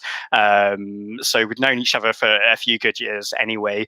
We'd always talked about doing something. We started on a little project whilst, Chris started on the project whilst I was actually in Peru, came back, started adding art assets to that and playing around, getting really into that. Then we started doing events and started getting a bit of kind of traction around it. And then we talked about kind of like our future and what we wanted to do in making games that were kind of bigger than just sort of one person and coming together. Really interested in founding a studio in the north of England as well, and kind of growing the kind of game scene there. So the more we talked about it, the more we realized that our views kind of aligned on everything. A lot of the stuff that we wanted to do was kind of similar and things. So we kept working on the project and kind of pushing forwards, and that's kind of how Titans started. Yeah, I mean, what Matt said really resonates about things that are much larger. Like, that's something that I've literally always wanted to do. Like, my background before I got into education was web games. So working with small flash games, maybe 2 weeks to 3 months dev cycle, it tops. So a lot of these games were super, super small, and it was just kind of me or maybe one other person working on them. And I've always just wanted to work on things with a much larger team and a much larger project and a much larger vision. And that's kind of how Titans almost came around. And with Squishy Sports, it kind of links into that again. Like, my background being web games, I've never made a local multiplayer game. However, I love local multiplayer games. Growing up, I used to love playing them with my parents, my dad. Getting the family around the console and all playing together really resonates with me a lot, and how I kind of grew up with gaming. So Squishy Sports kind of came around quite naturally due to that. So it's a 2D competitive sports game based around physics and based around shapes that can kind of interact with physics in quite unique ways, right? So when Matt was away, I've kind of always wanted to kind of chip away at a project like this. And it just kind of made sense a lot. When Matt was away, I started prototyping it, and I got it into a position where there was just a circle and a triangle playing volleyball, I'm going to say. And I kind of just obsessed over the controls. And from the get-go, it was always like, if I pass this to like a 6-year-old, how will that 6-year-old interact with my game? But on the other side is, if I give it to a kind of a dad who was 45, who maybe hadn't played games for a lot of years, how would they interact, or how would mom interact? And it kind of started kind of propelling the game kind of along down that route. And it's kind of always been about gameplay and always been about bringing the family in at its kind of core. So something that I find incredible is the fact that not only are you working on this fantastically fun game, and got to play it myself, and at an event, and when we could have those, it was just so much fun. But the fact that you're working in educational and around kind of helping people, kids that are looking to get in the industry. So how have you found balancing that? And has there been anything that you've learned or got a deeper insight in from doing both? I mean, luckily, when I started in teaching at Sunderland College, when I first started getting in there, I was part-time from the start. So I was kind of doing freelance work on one side of things and doing my own stuff and teaching at the other. So like I kind of already had that from the start. And I kind of always really liked the idea of, if I'm teaching stuff, if I'm doing something in industry, that stuff correlates really well. So if I'm pitching a game to a client or a publisher or whatever I'm doing, and I'm teaching students how to pitch, that kind of marries up really, really well. And I think that's really important for games education, to just ensure that anybody who's teaching and your practitioners are still actively in the industry, because things move really, really quick, and things that I was doing a year ago are maybe outdated or have just zipped past now. I mean, when you're talking about events, like, they're not really a thing anymore. We're just people are still learning how events work remotely, and then it'll hopefully go back to things being physical, but they're two very different things. So the industry moves kind of so fast that I think it's super important for people who are teaching in education to have a solid grasp on what the industry is all about and kind of do. Yeah, so it's definitely kind of challenging and things to mix things together, and it definitely kind of helps having that part-time aspect as well. But like Chris said, it helps keep everything really current. It's like a big part of the future of Titans that we want to do as well, to kind of support local education. So it's kind of part of our business model. So like making games and then sharing it and supporting the next kind of generation and things. In our current roles, we work with kind of Next Gen Skills Academy, bringing kind of other industry into our student stuff, and we kind of want to get involved in that from the other side of it, as well as the kind of company grows. But yeah, it's super important for us to kind of give back and give students those opportunities that weren't necessarily there when we were kind of learning about game dev. It was sometimes that industry can be a bit of a wall, and I know that there's loads of companies that are really pro helping out, and we want to kind of do our bit, particularly in kind of the Northeast, to grow the scene, but also support kind of local education and education as a whole there. That's incredible, and it's so, it's so great to hear that, not only are you moving forward with your activity as your company, supporting the education and the people that are looking to get into the industry as well.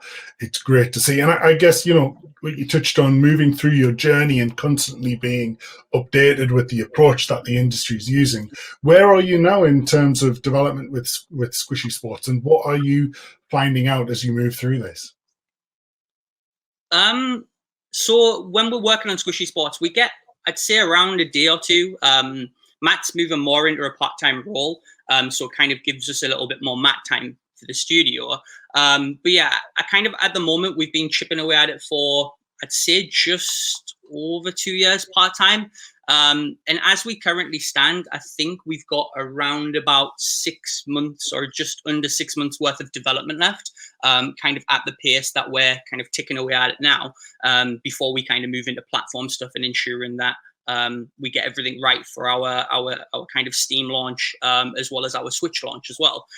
So I think it's kind of really important for us, especially with us being such a small team as well, to be able to have focus. And I think especially in the nature of running a business as well as making a game now is such a small part of launching a game. Like, the business side of things is so huge, and the community management side of things, and there's so many parts and moving parts of kind of making a game. So we're just kind of hunkering down now on that development to make sure that the game is the best that we possibly can. And I think without those events as well that we used to go to, I mean, last before COVID, we were pretty much at every event that we possibly could up and down the country, anything physical. And I think without that, we definitely have found it a little bit hard to get the game in people's hands, as that was quite a large part of how we were refining our game, and we were almost treating a lot of these events like playtesting sessions. So things have got a little bit slower through COVID and stuff. However, we've luckily just got a community manager who's jumped on board to help us out and kind of wrangle our Discord community together and our Twitter community, which has allowed me and Matt to kind of focus more on the dev side of things, and let Paul, our community manager, to just go wild and do some really cool things with our community. So that's super cool as well.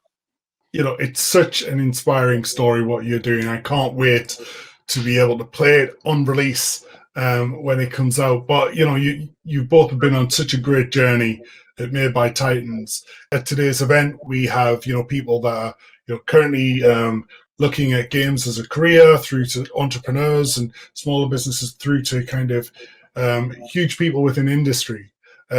So everyone has a different insight. But what would you tell an audience that's interested in games, and what have you learned in your journey? I would say focus on what you're good at.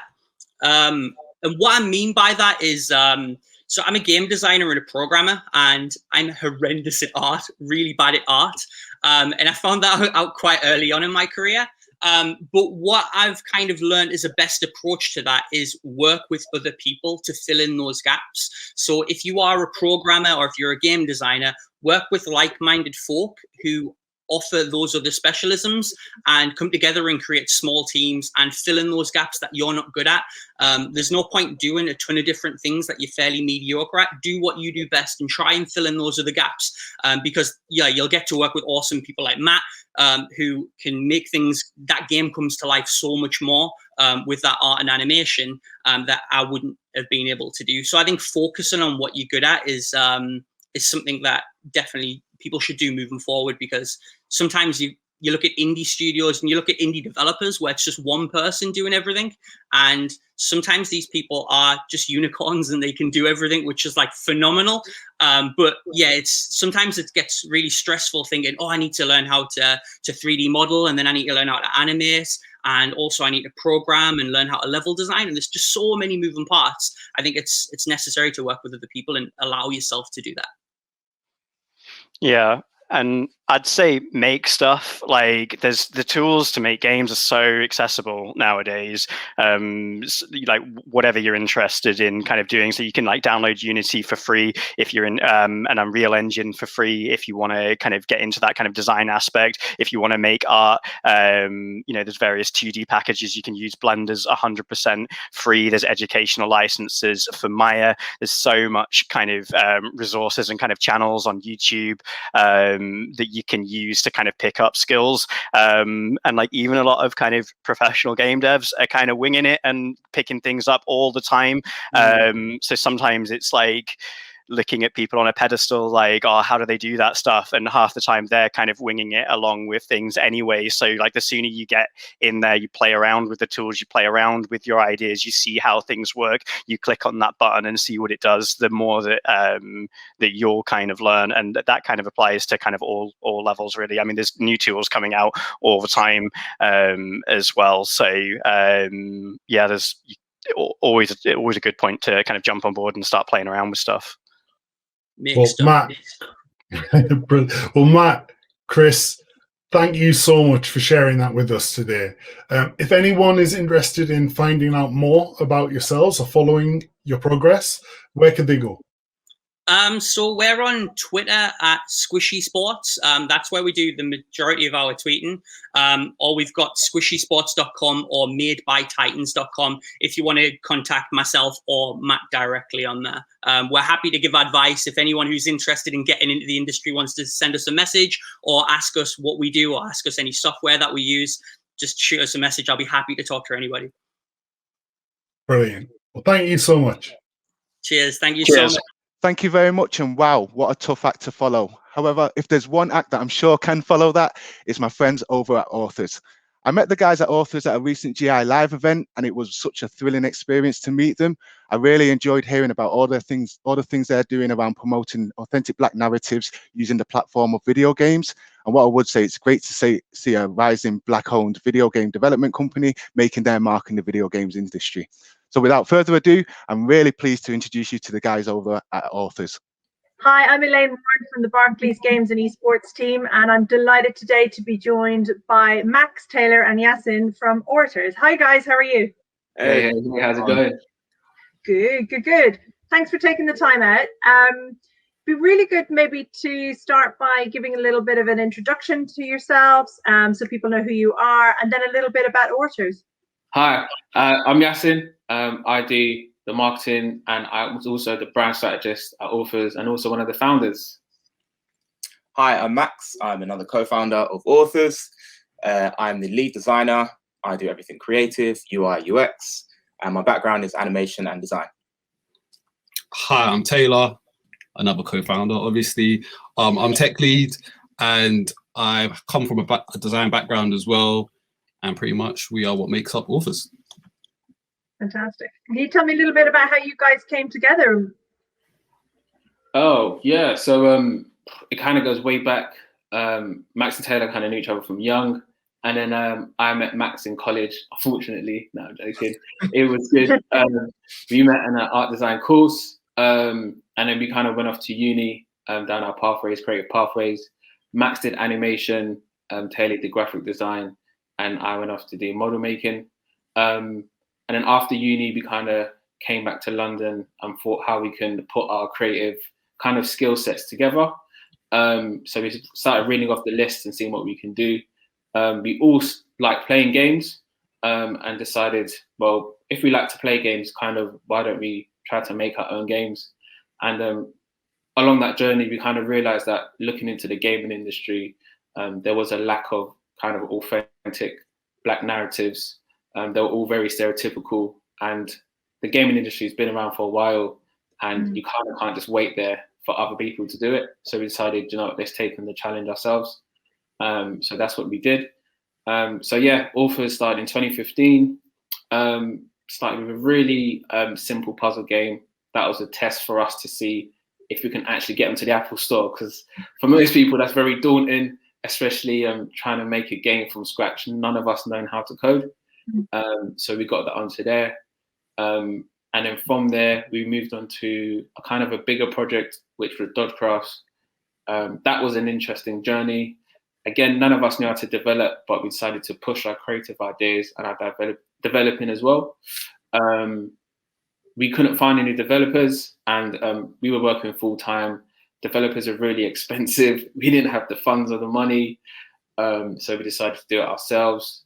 Yeah, it was very interesting. We learned a lot about ourselves.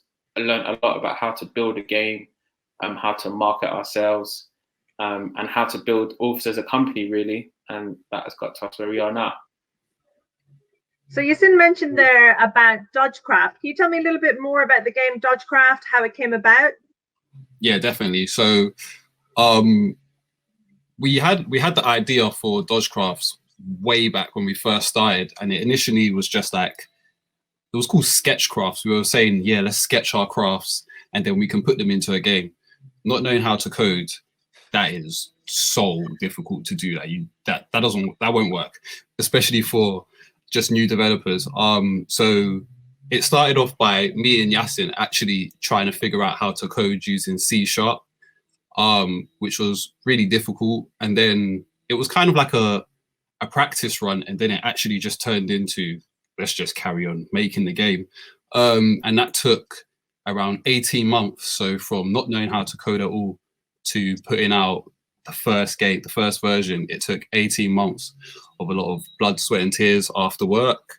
But that game initially didn't do very well on the store. It was a proud moment for us being able to release like a full project, but it didn't do as well on the store. So then I think COVID hit and we knew, let's try and upload it again, do a few updates and upload it again and see if we can work on the marketing.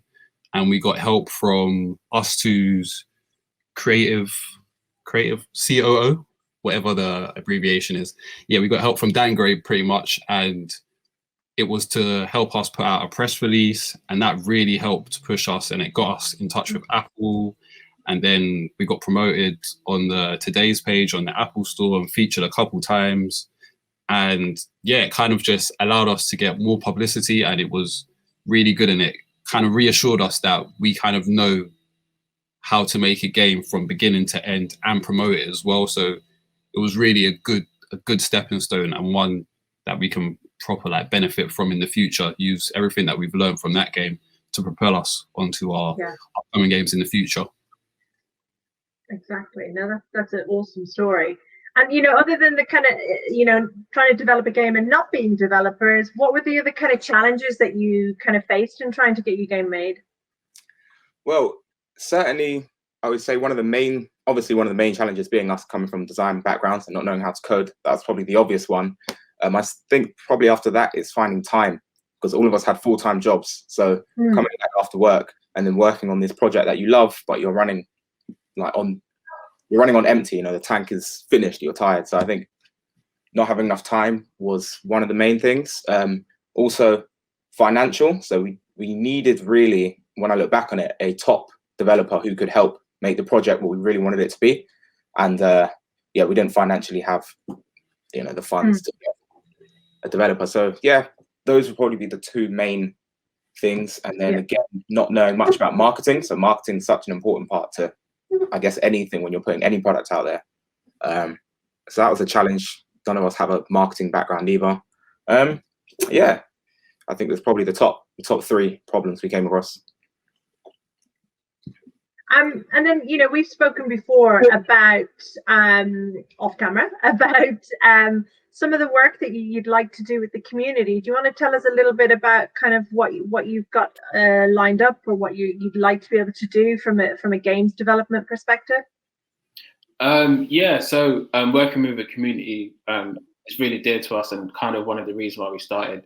We want to be like a good representation to young people wanting to get into the gaming industry, like young and black creators want to get into the gaming industry.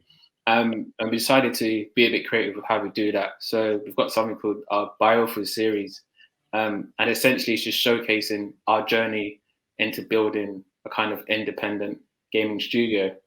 So people can get to see kind of the actual behind the scenes of what goes on, you know, because a lot of people look at a gaming studio and think it's like very easy, it's super slick. However, we've been working in our bedrooms since 2015. Do you know what I mean? You got to make it work by all means. So that's what we do by our Biophers series. So hopefully people can watch it, get it realistic. Yeah. Just kind of, there was one other thing I wanted to mention, was probably the talks. Going to universities and doing talks is a lot of fun.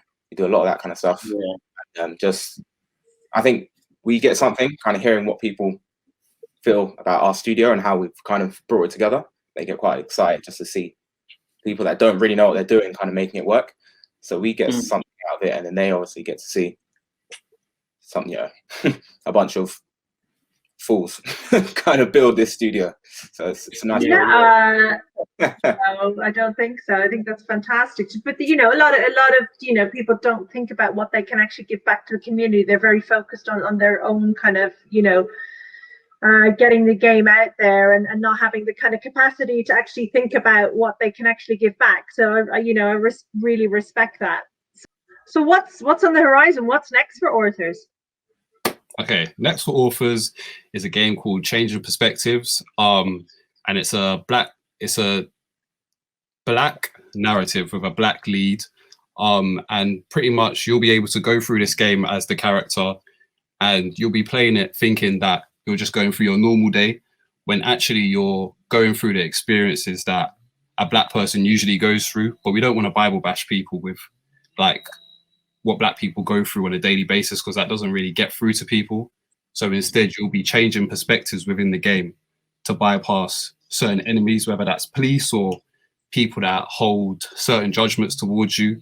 And I feel like that's a better way to kind of introduce people to how we are perceived in the public, and kind of elaborating on that in the game and playing off those kind of things will help. And we didn't get to do that with Dodgecrafts, mainly because we didn't really have the kind of tools and the know-how to put out such a big project. Hence why we put out Dodgecrafts as like the test. But definitely our new game, Changing Perspectives, will be something where we're looking to push more black narratives. And you don't really get to see that in the gaming industry, seeing as most of it is predominantly white and male.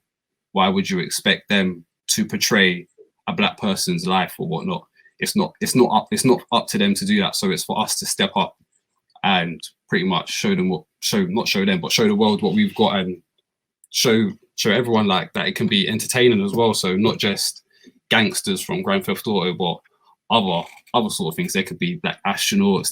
There's so many other things that we can go into. And yeah, we want to kind of lead that, and be kind of the face of kind of a black gaming studio in London, pretty much, and taking it to the next level. That's fantastic. I think that's, and I will be watching this space. So just so people know, it's the website is your website? www.authors.co.uk. And can they follow you on social at all? Yeah. So our social handles are at Authors Official, both on Twitter and on Instagram. Thank you so much for your time today, guys. Really, really interesting to hear about what you guys are doing, and very aspirational as well. And we'll definitely be watching this space. So Taylor, Max, and Yasin are going to be joining us a little bit later at the Yuki networking event. So do come along and say hello. Thanks, guys. So thanks, guys. As Elaine said, the Authors team will be attending the Yuki networking event straight after this event. The links are right below, and it would be great to come and chat to you all there. I'm a massive League of Legends fan, and I'm absolutely buzzing to introduce our next guest, Naz Ali Taha, who is the head of global esports partnerships and business development at Riot Games, who will be talking to us about innovation in multiplayer games. Hi, I'm Matt Colclough, esports lead for Barclays Games and Esports, and I'm delighted to be joined today by Naz Ali Taha, global esports partnerships business development head for Riot Games. Hi, Naz. Hi, Matt. Thanks for having me. So obviously this event is all about growth and innovation, and Riot has kind of seen a massive kind of growth in your kind of your wider ecosystem in the last kind of few years. So kind of building on like the legacy that is League of Legends 10 years, what has been the strategy? What's been the next steps of those new titles? Yeah, it's been an incredible decade. Last year in 2020, we celebrated our 10-year anniversary of our League of Legends World Championship. And I think, when you compare 10 years to traditional sports, that's not very long. It's a drop in the bucket. But I think in the esports world, it's quite long. And I think what we and the industry as a whole has accomplished in just that decade has been, the timelines have kind of been incredibly fast. I think for us, what's really exciting is this next decade, because not only is League of Legends still an incredibly strong game, we continue to see that growth trajectory go up and to the right in terms of the viewership, how many people are playing the game, and just the overall engagement with it. But we also have these new esports, these new games that are going to become and have become esports. So the first one out the gate has been Valorant, which is a tactical shooter. And we are just right now actually, hosting our first international event for Valorant. As we've kind of entered into these new game genres, we, I think, feel a lot more prepared, I'd say, on the esports front, because we do have 10 years of League of Legends esports and building up that esport and that ecosystem under our belt.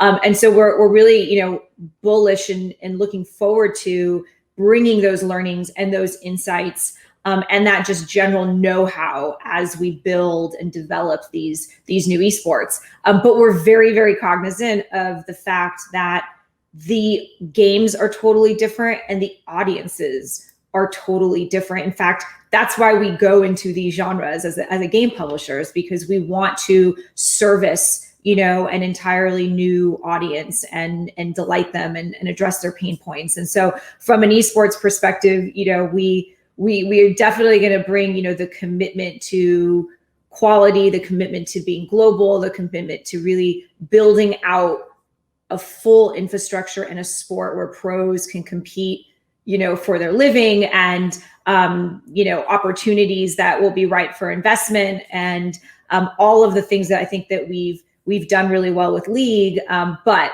we really want to make sure that all of it is very custom tailored for the FPS genre. And so we keep that in mind. And then the same thing will really be applied with Wild Rift as well. I think Wild Rift is going to be really interesting here in the West because, mobile esports haven't, I'd say penetrated the West as much as they have in the East. You see in China and Southeast Asia, mobile esports are massive. And our goal is to make Wild Rift esports the first global esport, global mobile esport, I should say, in the world. And so to do that, again, it's not going to necessarily be a copy paste from exactly what we did with League or even what we're doing today with Valorant. It's going to be custom tailored for the mobile and mobile esport audience.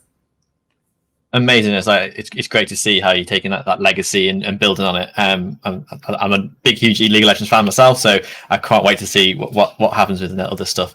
Going back to Valorant, as you mentioned that at first, so Valorant has been kind of really impressive, made great strides towards some really positive messages around gender diversity. What are Riot doing to kind of support that and kind of grow that within the community? Yeah, we're really excited about this area. It's we've seen some mixed teams. I think you saw it with Evil Geniuses. That still hasn't permeated as much as we'd all like to see. That said, we've launched a program, an initiative with Valorant called Game Changers. And Game Changers, the intention is to really give women and other underrepresented genders the opportunity, to train, to be developed, to have the opportunity to play on these big stages and the experience and learnings that really come from that. And so we've just launched it this year. We have Game Changers events happening in North America, in Latin America, and Brazil so far. It will, continue throughout the year and in other territories. And we've seen it be really, really successful. In North America, we saw over 30,000 viewers tune in to the Game Changers event, which we think might be, the most watched female esports event to date, which is really, really exciting. And, I think the best part is that we're all only scratching the surface. I think there's so much more there left to do, but it's an amazing first step. And we really hope to see, more mixed teams in the future as a result. Oh, that sounds really amazing. I look forward to seeing how that grows, and hopefully we see some in the UK and Europe as well. So that would be fantastic. I think lastly, we'd be absolutely remiss not to mention the massive success that was MSI 2021 just happened. Huge congratulations to We'll Never Give Up for their victory. I think you Riot have really been kind of leading the way in how to run kind of hybrid events, I suppose is the way to call it now, rather than just physical events. So even with Worlds 2020, how has that influenced kind of your next step? So when you're moving into obviously Shenzhen, 2021 has just been announced. How has that influenced? We say like necessity is the mother of invention. I think that has never been a truer statement than in 2020. We pivoted really early on in the pandemic to virtual events. And, I think admittedly for esports, it's easier to do that, of course, than it is if you were running a traditional sport. We were able to kind of quickly lean into our digital first roots to continue, being able to have our events virtually, but we were able to have them and have them there for our fans. So, and the interesting thing is we were one of the first sports that were actually hit because we have this big league actually in China, and China was first hit. So, once our China team, we were able to help them pivot. We then were able to take those learnings and kind of quickly apply them across the globe to our other leagues. And then to your point, as we got to our international events, like our World Championship last year, we were able to take a lot of those learnings that we had through operating our regional leagues remotely and apply it. And we had our most watched Worlds ever, which was really, really exciting for us.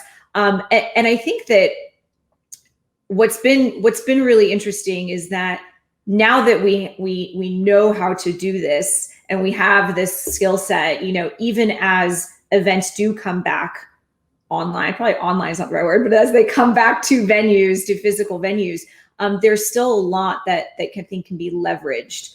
Still a lot of learning and innovation could essentially still be leveraged. So today, we are hosting our MSI and our Masters 2 for Valorant out of Iceland.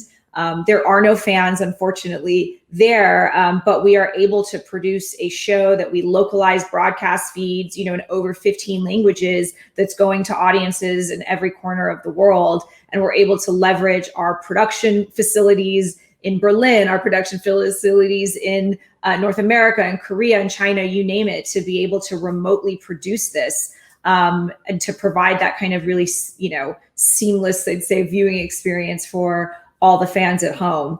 Last year also, we actually had these plans in the works pre-pandemic, but the timing worked out for us where we launched new digital products like drops, like our Summoner's Rift Arena banners that allowed us to really leverage the virtual world in ways that traditional sports kind of leverage the physical world to engage fans and to provide value to sponsors. And so you'll definitely continue to see us do that as we enter this next decade, because I think that's something that is so unique about esports, that we do kind of have this virtual world and real estate to play with. And we do also have this direct connection as a result of that to our fans. And so how we innovate on that to continue to deliver that viewing experience in new and exciting and customized ways, I think is going to be the future of esports.